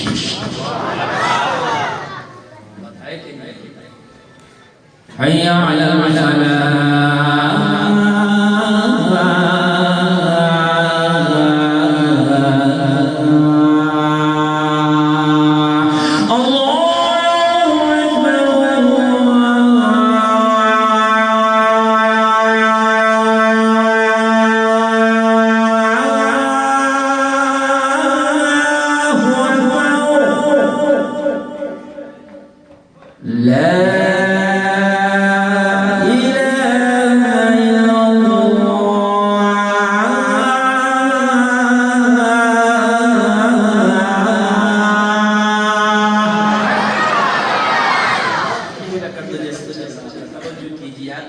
نبی کا غلام بستر پر ہے کوئی نہیں سکتا، اذان ہو نبی کا غلام کھیل کود میں ہے کوئی نہیں سکتا۔ یار غلامی زبانی نہیں ہونا چاہیے، میدان عمل میں آ کے دکھا تو غلامی سچی ہے، اور سچی اگر غلامی ہوگی جھوٹ نہیں بولے گا، سچی اگر غلامی ہوگی کسی بے پردہ خاتون کی طرف نگاہ اٹھا کے نہیں دیکھے گا۔ اس لیے کیوں دیکھے تیری نظر میں جب نبی کے جلوے بسے ہیں تو کسی خاتون کا جلوہ بس ہی نہیں سکتا، کسی خاتون کا حسن کا خیال آ ہی نہیں سکتا۔ تیرے ذہن میں آتا ہے فلا خوبصورت، کیوں آتا ہے؟ اس لیے آتا ہے کہ ابھی نبی کے جلووں سے آشنا نہیں ہے، جو نبی کے جلووں سے آشنا ہو جاتا ہے وہ دنیا کی خوبصورتی پہ مرتا ہی نہیں۔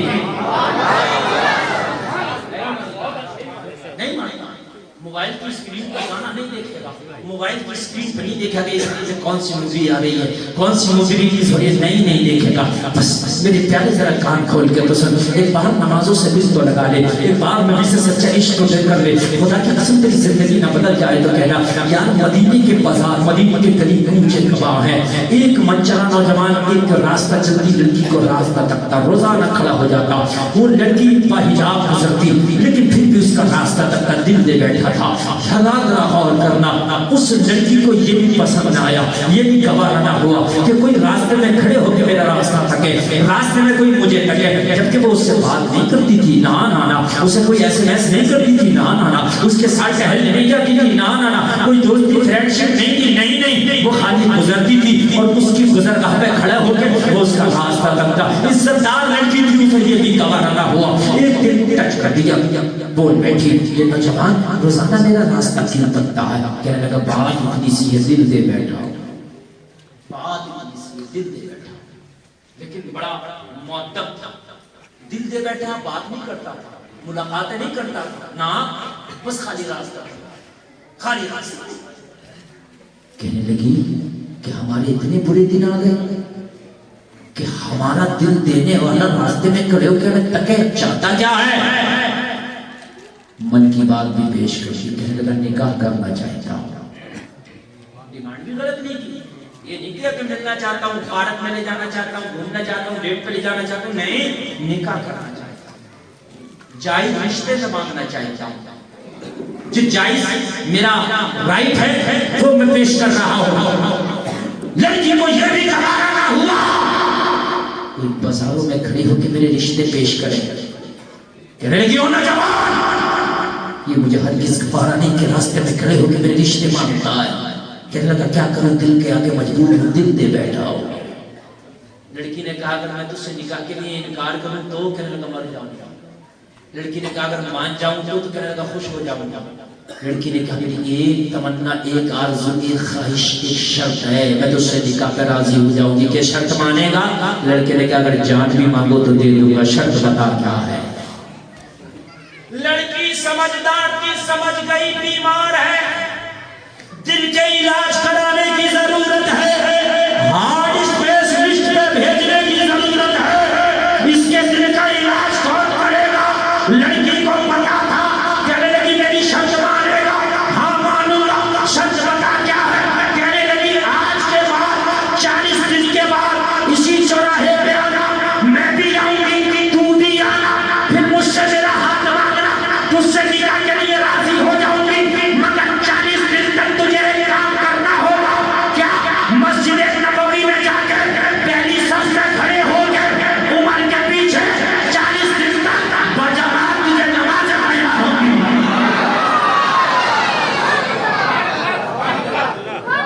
بجماعت 40 دن تک پہلی صف میں کھڑے ہو کے تجھے نماز پڑھنا ہوگی. کہہ دو نا سبحان اللہ. بھائی آج کون کہتا ہے, تھوڑا سا آواز بڑھائیے, تھوڑا سا دم نہیں دے رہا, تھوڑا سا. آج کون کہتا ہے کہ 40 دن کی نمازیں پڑھ لوں گی؟ آج تو دیکھتا ہے کہ لڑکے پہ جاب کتنی ہے, لڑکا کماتا کتنا ہے, یہ دیکھتے کہ نہیں دیکھتے؟ لڑکے کا مکان کیسا ہے, گھر بار کیسا ہے, یہ دیکھتے کہ نہیں دیکھتے؟ آئے ہائے قربان جائیے, مدینے کی شریف ذاتی ہے, مدینے کی شریف لڑکی ہے. کہنے لگی 40 دن تک عمر کے پیچھے باجماعت پہلی صف میں کھڑے ہو کر نماز پڑھ لے, 40 دن کے بعد میرا ہاتھ مانگنا, تجھے ہاتھ دے دو. آج مال کی بنیاد پہ ہم ہاتھ مانگتے ہیں. آج لڑکیوں کے رشتے مانگتے ہیں تو لڑکی کیا کوالیفیکیشن کیا ہے, لڑکی پڑھی لکھی کیسی ہے, بس یہ دیکھتے ہیں مال کتنا ملے گا, جہیز کتنا ملے گا, یہی دیکھتے ہیں نا. اور لڑکے کو دیکھتے ہیں کماتا کتنا ہے. وہ میرے بھائی دنیا داری نہ دے, اگر دیکھنا ہے تو دین داری دیکھ لے. رہی بات مال کی, اگر اللہ نے چاہا تیری قسمت میں ہوگا تو شادی کے بعد بھی اللہ تجھے مال سے مالا مال کر دے گا. بھائیوں میں ہاتھ جوڑ کر کہتا ہوں, میں نے ان سے اعلیٰ حضرت کے اسٹیج پہ بھی اس سال کھڑے ہو کے کہا تھا, یہ لڑکیوں کی جو قدم پڑ رہے ہیں اقتدار کی طرف, آج ہماری بیٹیاں غیر مسلم لڑکوں سے دوستیاں کر رہی ہیں, ان کے ساتھ شادیوں بھی آگے رچا رہی ہیں. شاید آپ کو پتا نہ ہو 8 لاکھ معاملے اس بھارت میں چل رہے ہیں جو مسلم لڑکیوں نے غیر مسلم لڑکوں کے ساتھ بیاہ اور شادی رچا لی ہے. یہ 8 لاکھ معاملے وہ ہیں میرے بھائیوں جن کی پتا ہے ہمیں جن کے بارے میں, جو آ چکے ہیں لکھت روپ میں, اور جو لکھت روپ سے باہر ہیں وہ کتنے ہیں وہ اللہ جانتا ہے. اور مشکلیں کیوں کھڑی ہوئی ہیں؟ کہیں نہ کہیں ہم نے شادیوں میں بہت سختیاں برتنا شروع کر دی, جہیز بہت ہارڈ کر دیا ہم نے, شادیاں نکاح بہت ہارڈ کر دیے. کہیں نہ کہیں بچی جوان ہو کے اپنے باپ کے گھر پہ جوانی کا ایام گزار رہی ہے, باپ کے پاس اتنا پیسہ نہیں کہ بیٹی کا نکاح کر سکے. کہیں نہ کہیں بیٹی وہاں پر قدم غلط اٹھانے پہ مجبور ہو جاتی ہے. بھائیوں کہیں نہ کہیں ہماری بھی ذمہ داری ہے کہ یہ کام کو آسان کریں. کہیں نہ کہیں ہماری بھی ذمہ داری ہے کہ جہیز کی لعنت کو ختم کریں. کہیں نہ کہیں ہماری بھی ذمہ داری ہے کہ بنا جہیز کے نکاح کرنا شروع کر دیں. نبی فرماتے ہیں نکاح کو آسان کرو, زنا مشکل ہو جائے گا. زنا اگر آسان کر دیا تم نے, نکاح اگر مشکل کر دیا تو زنا خود بخود آسان ہو جائے گا. نکاح کو آسان کرو, ہم نے نکاح ہی تو ہارڈ کر دیا. لمبے لمبے کھانے, لمبی لمبی ڈیمانڈیں, لمبے لمبے جہیز. میرے بھائیوں ختم کرو اس چیز کو, میرے بھائیوں ختم کرو اس چیز کو. نکاح میں ساتھ دیا, نکاح میں 2 چیزیں ضروری ہیں اور دونوں لڑکے والوں کی طرف ہیں. نکاح میں ایک مہر لازمی ہے, مہر بھی لڑکا ادا کرتا ہے. دوسرا ولیمہ کرنا سنت ہے, ولیمہ بھی لڑکا کرتا ہے. لڑکی والے تو کچھ ہے لڑکی والے پر کچھ نہیں ہے، نہ بارات کا کھانا کھلانا، نہ جہیز دینا، کچھ نہیں ہے لڑکی والے پر۔ دو چیزیں ہیں شادی میں، ولیمہ کرنا سنت اور مہر دینا واجب۔ مہر بھی لڑکے کے اوپر اور سنت بھی لڑکے کے اوپر۔ لڑکی پہ تو کچھ ہے ہی نہیں، یہاں تو لڑکے پہ کچھ نہیں ہے، سارا ہمیں لڑکی لے جائے گا۔ میرے بھائیوں، ایک بچی کا فون میرے پاس آیا، میرا دل پھٹ گیا، خدا کی قسم کھا کے۔ آواز آ رہی ہے اب تک کہ نہیں آ رہی ہے؟ میرا دل پھٹ گیا۔ کہنے لگے حضرت میں تباہ ہو گئی، میں نے کہا بیٹی کیا ہوا، بہن کیا ہوا؟ کہنے لگے حضرت میرا باپ مر گیا، انتقال کر گیا، میں ایک یتیم لوارث بچی ہوں، 5 بہنیں 5 جوان، میرا کوئی بھائی نہیں جو کمانے والا ہو، سب سے بڑی گھر میں تھی، سب سے بڑی میں تھی، نہایت غریب، بیڑیاں بنا کے اور زری کا کام، کڑھائی کا کام کر کے ہم نے سلائی کر کے اپنا پیٹ پالتے۔ حضرت اتنا پیسہ نہیں کہ ہم جہیز دے سکے۔ جب میرے رشتے کی بات آئی، بہت جگہوں پر میرا رشتہ بھیجا گیا، مگر کہیں میرا رشتہ قبول نہ کیا گیا میری غربت کی وجہ سے۔ میں نے اپنے رشتے داروں سے کہا، میری ماں نے دامن چھوڑی پھیلائی، خاندان والوں کے پاس میری بچیوں کی نکاح کرا دو۔ سب نے کہا ایک بیٹی تو کرا دیتی، تیری تو 4-5 بیٹیاں کہاں تک کرائیں گے؟ سب نے کہہ رہے کہ جس کے کارخانے میں کام کرتی تھی اس عورت نے موقع دیکھا، وہ تو موقع دیکھتے ہیں، اس نے دیکھ لیا کہ یہ ٹوٹی ہوئی بچی ہے، اس نے کہا غیر مسلم عورت تھی، اس نے کہا اگر تو کہے تو اپنے بیٹے سے تیری شادی کرا دوں گی، جہیز بھی نہ دینا پڑے گا۔ وہ تو موقع دیکھ رہے، کہنے لگی میں کہیں نہ کہیں پھسل گئی، اس لیے کہ میں ٹوٹ چکی تھی اپنے معاشرے سے، میں ٹوٹ چکی تھی جہیز کی لعنت سے۔ مولانا جی، میں نے اسی لڑکے کا ہاتھ تھام کے اور غیر مسلم میں جا کے میں نے شادی کری، صرف جہیز کی وجہ سے۔ وہ شادی کر کے 1 سال نہیں ہوا تھا، اس نے میرے ساتھ شادی تھوڑی نہیں بیچاری کہ میرا جسم حاصل کرنا تھا۔ 1 سال کے بعد جانوروں سے بدتر میرے ساتھ سلوک کیا گیا، کہ جب مجھے مارا پیٹا گیا، پھر میں اس کا گھر چھوڑ کے اپنی ماں کے گھر آ گئی۔ آج شادی کر کے بھی غیر شادی شدہ ہو، مجھے میروں نے ٹکرا دیا، تکلیف ہوئی گلفاؤ۔ کاش میرے معاشرے میں یہ جہیز کی لعنت ہوتی، جہیز کی لعنت نہ ہوتی اور یہ بچیاں شاد خیروں کی طرف نہ اٹھاتی۔ وہ میرے بھائیوں، یہ ہماری ذمہ داری ہے، کوئی ایسی کمیٹی بناؤ، کھٹکل بہار والوں، پورا سال چندہ کرو اور سال میں ایک بار جو کھٹکل بہار کی غریب بچیاں ہیں اس کمیٹی کے پیسے سے، اس چندے سے فری میں ان کا نکاح کرو۔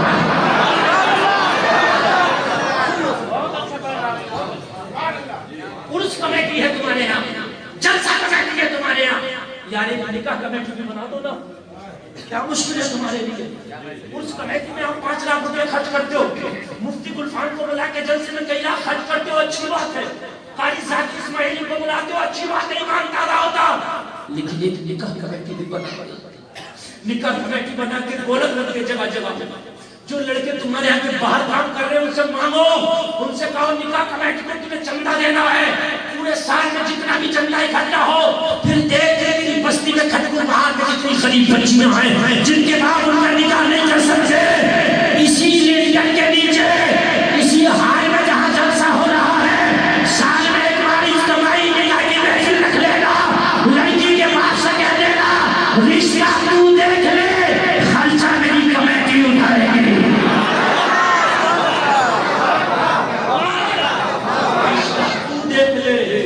خرچہ میری کمیٹی میں کھائے گا۔ اگر 1 سال میں تم نے 5 بچیوں کا بھی اسی حال کے نیچے اجتماعی نکاح کر دیا، یہ کھٹکل بہار پوری ہندوستان میں پوری دنیا میں کھٹکنے لگے گا۔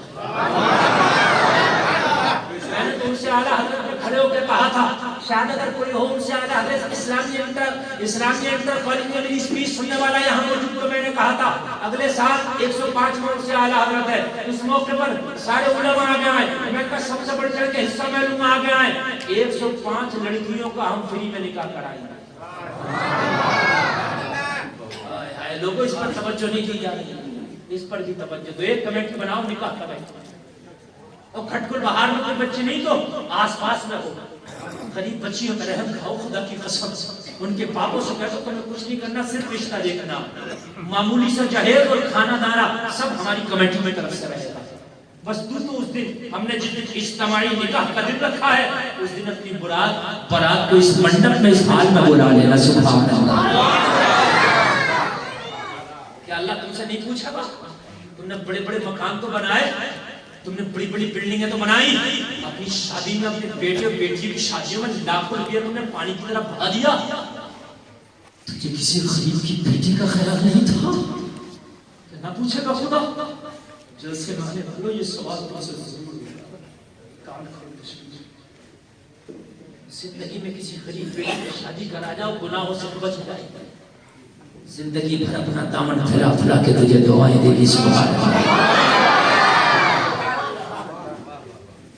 بات بتاؤں نا کلیجہ منہ چلا جائے گا.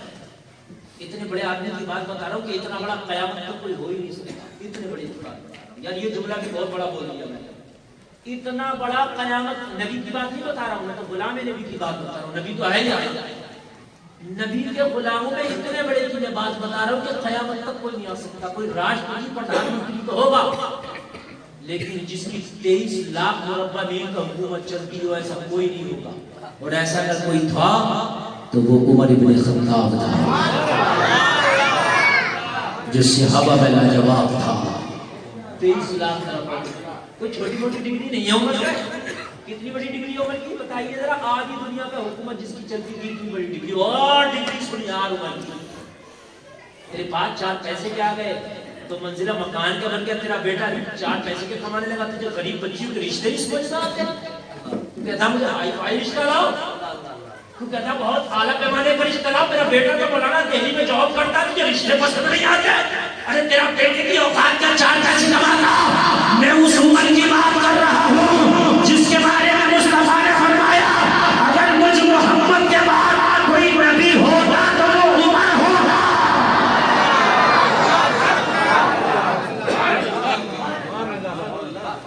چل سے مزے لینے کے لیے, اصلاح حاصل کرنے کے لیے ہوتا ہے. حاصل کرو اپنی اصلاح.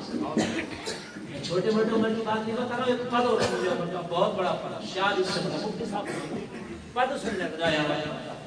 اس پد کو بیان کرتے ہوئے میرا نا خدا کی قسم روم پہ کھڑے ہو جاتا.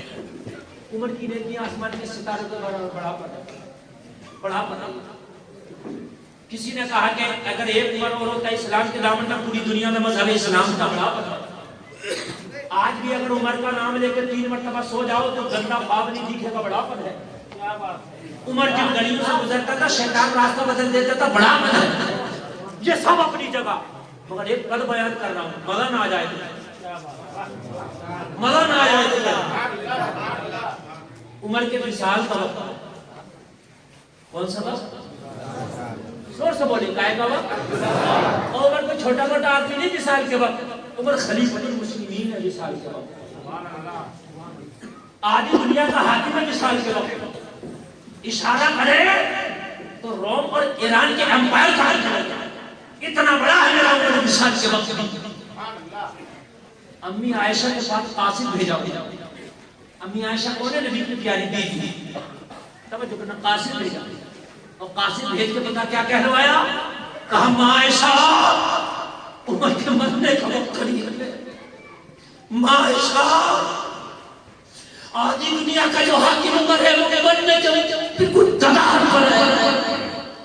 وصال کا وقت قریب ہے. ماں عائشہ ایک تمنا ہے آپ سے, ایک بنتی ہے عمر کی. روضہ رسول میں جو ایک قبر کی جگہ خالی ہے وہاں عمر دفن ہونا چاہتا ہے. آرزو ہے, ایک بنتی ہے. جب دنیا پہ حکومت عمر نے کس سے اجازت لے رہی مگر پتا تھا مالکین امی عائشہ ہے. ماں عائشہ عمر دفن ہونے کی اجازت چاہتا ہے. بہت ذرا گہرائی سے سوچنا, بہت گہرائی سے. کھٹکل بہار والوں, میں نے ہزاروں مقدمے ایسے دیکھے ہیں, آپ نے بھی دیکھے ہوں گے کہ ایک بالش زمین کے اوپر مڈر نہیں. سگا بھائی سگے بھائی کو ایک بالش زمین دینے تیار نہیں ہے. کتنے مقدمے مڈر ہو گئے کہ میری زمین کی وجہ سے مڈر ہو گیا. بولو ہے کہ نہیں ہے؟ اچھا زمین جتنی قیمتی ہو اہمیت اتنی زیادہ ہوتی ہے. بول بول بول بات ہے کہ نہیں ہے؟ اگر تیری ہائی وے پہ زمین ہو, مین شہر میں, مین مارکیٹ میں زمین ہو, قیمت انگلوں سے ہوگی, فیٹوں سے ہوگی. میری بات غلط ہے؟ میری بات صحیح ہے کہ نہیں صحیح ہے؟ بنجر والی زمین تو ایکڑوں سے اس کی قیمت لگائی جاتی ہے. لیکن اگر زمین مین سٹی میں ہو بالشتوں سے لگائی جاتی ہے، انگلوں سے لگائی جاتی ہے۔ میرے بھائی بات غلط تو نہیں ہے نا یار؟ ابھی میں ایک مکان بنا رہا ہوں شہر رامپور میں، میرا پڑوسی آ کے بولا مولانا مکان بنا رہا ہوں پلاسٹر نہیں کرنے دوں گا۔ میں نے کہا کیوں نہیں کرنے دوں گا پلاسٹر؟ کہنے لگا اس لیے نہیں کرنے دوں گا، آپ کا فرینڈ 15 فٹ چوڑا تھا تو آپ نے 15 فٹ چوڑائی سے انجینئرنگ بھر لی، بنا لیا۔ اب پلاسٹر کرو گے تو آدھا انچ کی لو گے تو نہیں لو گے باہر سے، تو بھائی آدھا انچ کم ہوگا، اور یہاں آدھے انچ کی قیمت 50,000۔ بات صحیح تھی اس کی۔ ارے بھائی اگر جب میں نے اپنی پوری زمین لے لی اب پلاسٹر کروں گا تو 1 انچ آدھا انچ تو جائے گا نا۔ اور بھائی شہروں میں مین جگہ پر اگر جگہ لو تو پھر اس کی قیمت تو انگلوں اور انچوں میں ہے۔ میں نے کہا بات صحیح ہے، بولا اگر پلاسٹر کرنا تھا تھوڑا آپ کو اتنا دبا کے بنانا تھا۔ بات صحیح ہے یار، صحیح ہے تو صحیح ہے، قیمتی زمین کی انگلوں سے ہوتی ہے نا۔ عمر نے کون سی زمین مانگی ہے اپنی عائشہ سے؟ معلوم ہے آپ کو؟ نہیں معلوم ہوگا، میں بتاؤں آپ کو کون سی زمین مانگی ہے؟ پوری دنیا میں، میں گارنٹی کے ساتھ کہتا ہوں، اور دنیا تو دنیا یار، جنت میں اتنی قیمتی کوئی زمین نہیں جو عمر عائشہ سے مانگ بیٹھا ہے۔ اتنی قیمتی زمین نہ دنیا میں نہ جنت میں۔ علماء فرماتے ہیں روضہ رسول کا قبر کا وہ حصہ جو مصطفیٰ کے جسم سے ٹچ ہے وہ جنت اور عرش اعظم سے بھی زیادہ اعلیٰ ہے۔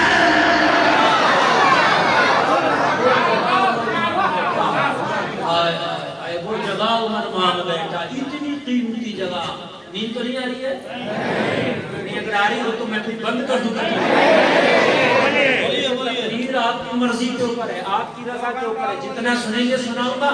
اور میری تقریر تقریباً سمجھے 1 گھنٹہ 20 منٹ کے آس پاس ہو گئی، سنیں تو سناؤں آگے۔ یعنی اتنا قیمتی حصہ عمر مانگ بیٹھا کہ دنیا اور جنت میں بھی اس سے زیادہ قیمتی کوئی حصہ نہیں ہو سکتا۔ امی عائشہ نے جواب دیا اگر کوئی اور مانگتا تو نہ دیتی، اس لیے کہ یہ حصہ تو عائشہ نے اپنی قبر کے لیے رکھا تھا، مگر کیا کروں مانگنے والا عمر ہے، منع نہیں کر سکتی ہو۔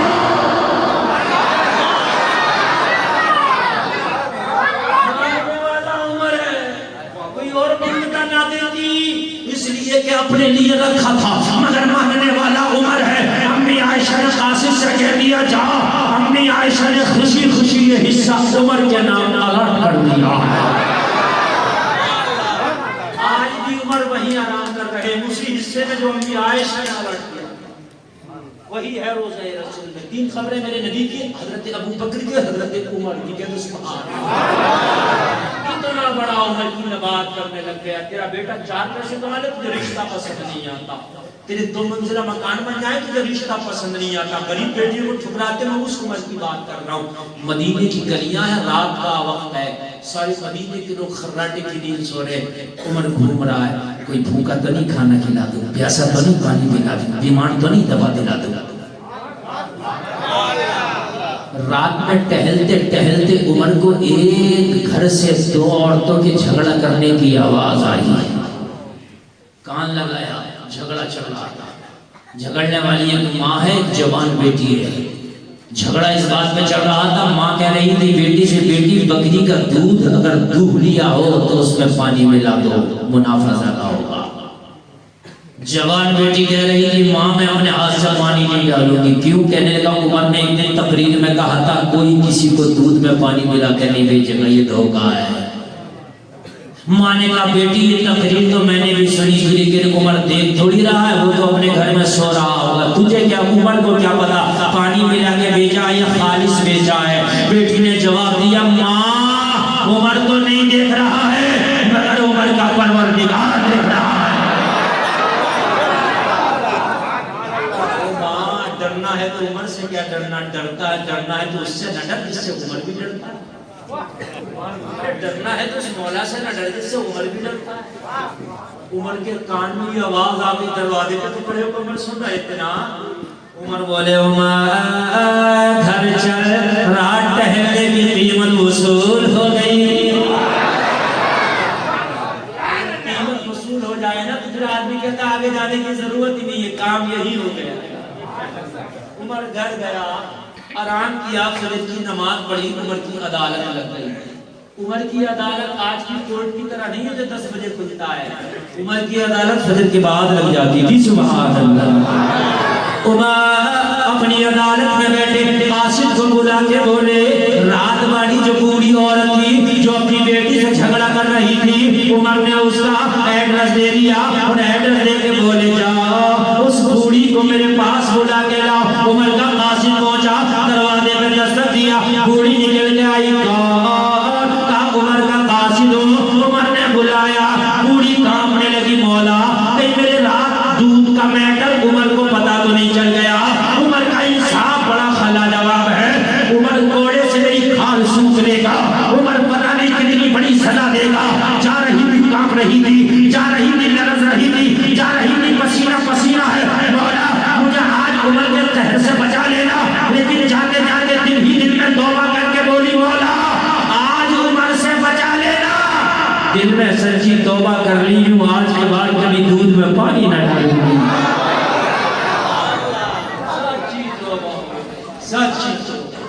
اور سچی توبہ کر کے عمر کے دربار میں کہاں گئی. عمر نے کہا بوڑھی رات کا میٹر کیا تھا؟ او بوڑھی رات کا میٹر کیا تھا؟ کہنے لگی عمر پردہ ڈال دے اس پر, میں نے توبہ کر لی ہے. اور جب بندہ توبہ کر لینا تو پھر اس کے پرانے گناہوں کو یاد نہیں دلایا جاتا کہ تو پہلے چور تھا, ڈکیت تھا, شرابی تھا, بدمعاش تھا, نہیں دلایا جاتا. اس کا اب دیکھو, اس کے قلب میں نہ جھانکو. شریعت منع کرتی ہے. بہت سے لوگ ہوتے ہیں کہتے ہیں بڑا نمازی بندہ, وہ کل تو دیکھو کیا کرتا تھا, آج تو بڑے سجدے کر رہا, بڑا نیک بن کے گھوم رہا, بڑا مولوی مفتی بن کے گھوم رہا, کل دیکھو کیا کرتا تھا, شرابی پیتا تھا. اور اس کا کلہ دیکھ, کل تو عمر بھی ہاتھ میں تلوار لے کے نبی کا گلا کاٹنے گیا تھا, لیکن عمر کا آج دیکھ کیا, کل نہ دیکھ کسی کا. عمر نے کہا اگر تو نے توبہ کر لی ہے تو عمر کون ہوتا ہے تجھے رسوا کرنے والا؟ اللہ تیری توبہ قبول فرمائے. اتنا کہنا تھا. عمر نے کہا ایک بات بتا, وہ جو جوان لڑکی جس سے جھگڑا کر رہی تھی وہ جوان لڑکی تیری کون لگتی ہے؟ کہنے لگی عمر میری بیٹی ہے. کون ہے میری؟ عمر نے فوراً پوچھا کیا اس کی شادی ہو گئی؟ بوڑھی کی آنکھ میں آنسو آ گئے, رونے لگی.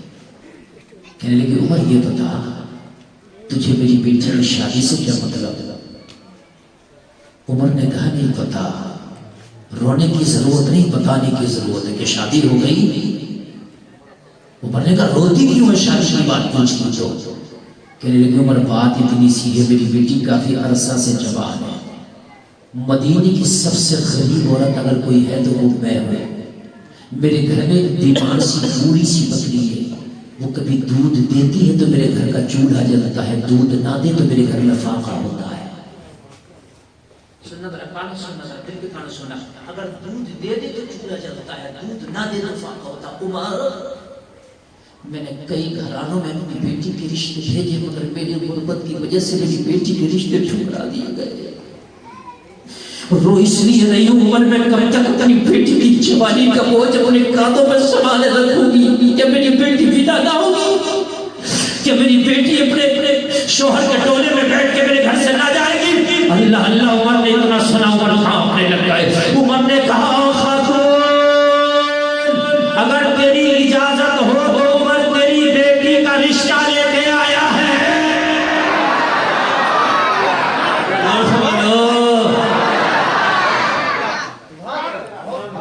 شادی ہوتی ہے تو ایک رشتہ لانے والا بھی ہوتا, شادی کرانے والا ہوتا. اسے آپ کیا کیا بولتے ہیں؟ ہمارے یہاں بیچ پائی بولتے ہیں. بیچ کا جو ہوتا آگے جو شادی کراتا ہے, آپ کیا کیا بولتے ہیں؟ نہیں بولتے کچھ بھی اسے, بیچ پائی مان لو. بیچ کا ہوتا ہے نکاح, شادی بھی کراتا, آگے بھی فلاں کی لڑکی فلاں کا لڑکا ہے, رشتہ لاتا ہے. عمر نے کہا میں تیری بیٹی کا بیچ پائی بننا چاہتا ہوں, رشتہ لایا. یار امیروں کی چوکھٹ پر سب رشتے لاتے ہیں, کمال کو جب ہے کسی غریب کی چوکھٹ پر رشتہ لے کے جاتے ہیں. امیروں کی چوکھٹ پر تو سب لاتے ہیں. آج آدھی دنیا کا حکمراں ایک غریب کی چوکھٹ پر رشتہ لے کے کھڑا ہے. عمر نے کہا میں تیری بیٹی کا رشتہ لایا ہوں. کہنے لگی عمر جہاں چلا جا, میری بیٹی کا رشتہ نہ کرا, اس لیے کہ تیرے کہنے سے لڑکا راضی تو ہو جائے گا, مگر جب پتہ چلے گا بیٹی میری ہے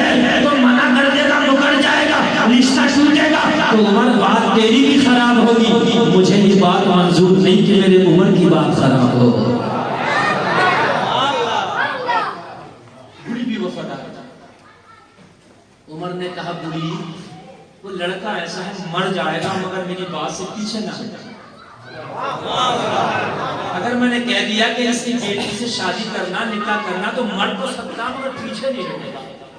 کہنے لگی عمر بڑا وسوس ہے, بڑا یقین ہو ہے, دماغ ہے, بڑا کانفیڈنس ہے مجھ کو اس لڑکے پر. کیا بات؟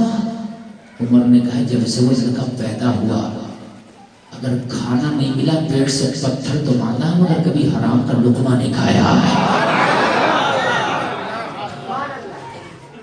کہنے لگی عمر پھر وہ کون ہے جو میری بیٹی سے شادی کرنے کے لیے راضی ہو جائے گا؟ اگر اچھا لگے تو مجمع سے کھڑے ہو کے نعرہ دے دینا. عمر نے کہا خاتون تیری بیٹی سے کوئی مدینے کا عام سا لڑکا شادی نہیں کرے گا بلکہ عمر کا بیٹا عبداللہ شادی کرے گا.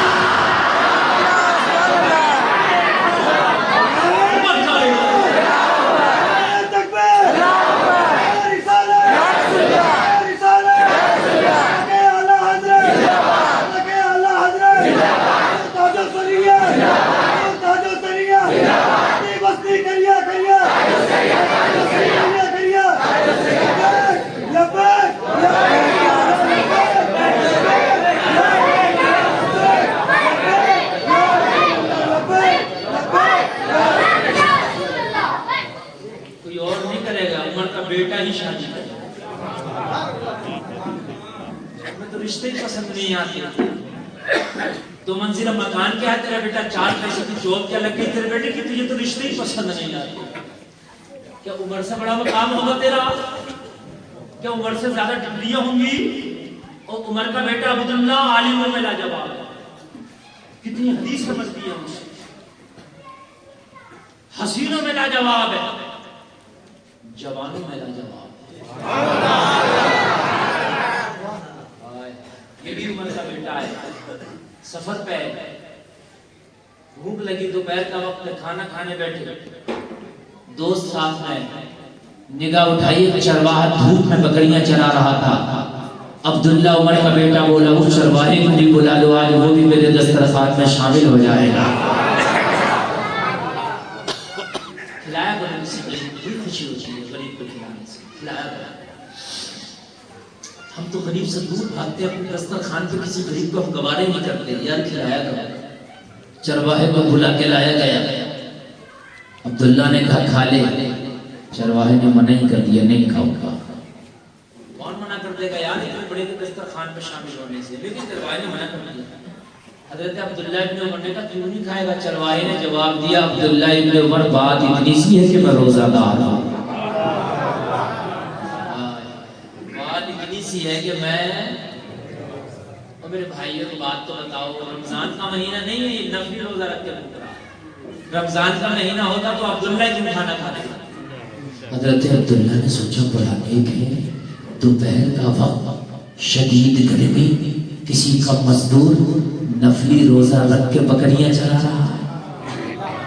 کہیں ایسا تو نہیں متقی بن کے دکھا رہا, کہیں ایسا تو نہیں نیکی کا جوبہ پہنے ہو, کہیں ایسا تو نہیں مجھے بن کے دکھا رہا ہو. آپ نے تھوڑا سا ٹیسٹ لیا, بولے ٹھیک ہے نہیں کھاتا تو مت کھا, لیکن ایک کام کر, 2-4 بکریوں کا دودھ دودھ کے مجھے دے دے, پانی کی قلت ہے, دودھ پی کے کام چلا لیں گے, فری میں نہیں لیں گے, تجھے اس دودھ کی قیمت دیں گے, خرید کے دیں گے. منع کر دیا. عبداللہ معاف کرنا, بکری کا دودھ بھی نہیں دے سکتا. حضرت عبداللہ نے فرمایا کس لیے قیمت دوں گا؟ کہا میں جس کا غلام ہوں اس نے بکریاں چرانے کی اجازت دی ہے, دودھ بیچنے کی اجازت نہیں ہے. جس کا غلام ہوں, جب بکریاں چرانے کی اجازت ملی ہے اس در سے, دودھ بیچنے کی نہیں ملی ہے. آج کا ہوتا تو کہتا حضور دودھ تو دودھ کہو تو بکریاں بھی لے جاؤ.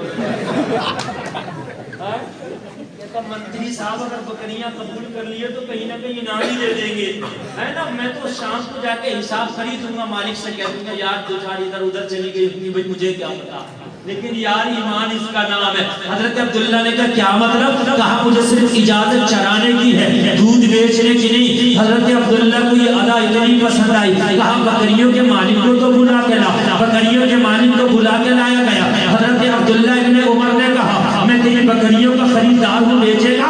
مالک نے کہا منہ مانگی قیمت لوں گا۔ حضرت عبداللہ ابن عمر نے کہا عمر کا بیٹا آج خریدار بن کے آیا ہے، منہ بھر کے مانگ رہے، قیمت دے دی جائے گی۔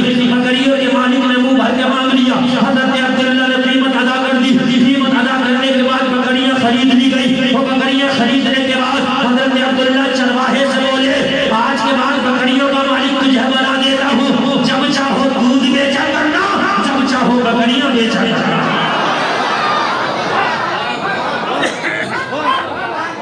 یار اگر سچائی پر رہو تو نصیب کا ملتا ہے، اگر یہ دودھ بیچ دیتا تو بکریاں نہیں ملتی، سزا ملتی عبداللہ کے بیٹے کے ہاتھ سے، مگر سچائی کا رہا تو بکریوں کا مالک بنا دیا گیا۔ وہ لوگوں دھوکہ چھوڑ دو، دلالی چھوڑ دو، جھوٹ چھوڑ دو، حرام چھوڑ دو، مکاری چھوڑ دو، عیاری چھوڑ دو، غلط طریقے سے پیسہ کمانا چھوڑ دو، حلال طریقے سے کماؤ۔ اگر اللہ نے قسمت میں لکھا ہے تو حرام سے زیادہ حلال راستے پہ چلنے کے دے دیا، حلال طریقے سے تمہیں نواز دے گا میرا رب۔ لوگوں ذرا غور کرنا، ذرا غور کرنا۔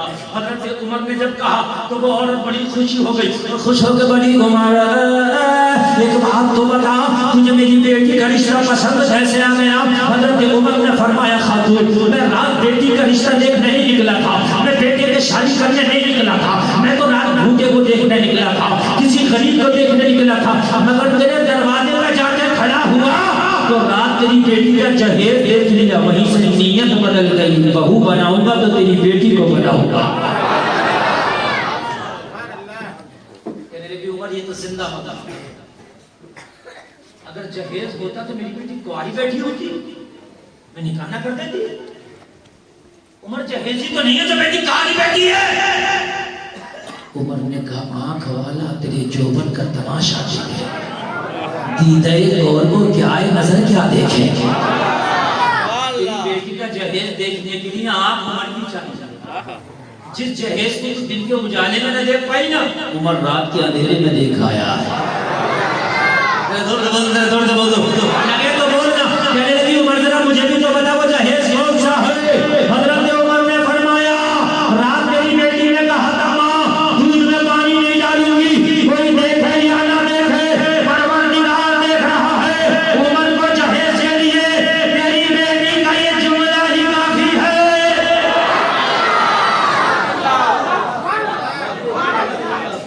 بس یہ تیری بیٹی کا جملہ عمر کا جہیز ہے۔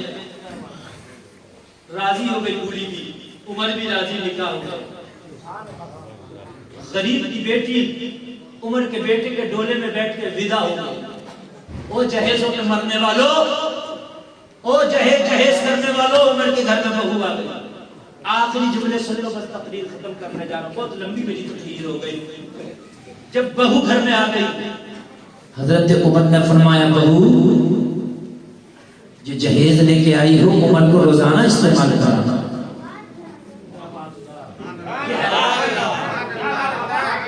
یہ حیرت مت کہنے لگی عمر میں تو جہیز کے نام پہ پانی کا پیالہ بھی ملا، کہ جہیز کی بات کر رہا ہوں میں، جو پہمد لگا کپڑا پہنے تھی ماں کے گھر سے ڈولے میں بیٹھ کے اسی میں ودا ہو کے آئی، کس جہیز کی بات کرتے ہو؟ آخری جملہ سننا، دل نہ طرف جائے تو کہنا۔ کہا بیٹی جہیز یہ ہے کہ جب روزانہ تیار ہو کے اپنے گھر سے میں عدالت میں لوگوں کے فیصلے کرنے کے لیے نکلا کروں تو گھر نکلنے سے پہلے مجھے روک کے میرے کان میں کہا کرنا بیٹی عمر عدالت میں بیٹھ کے لوگوں کے فیصلے ذرا سوچ سمجھ کے کرنا، کوئی دیکھے یا نہ دیکھے پروردگار دیکھ رہا ہے۔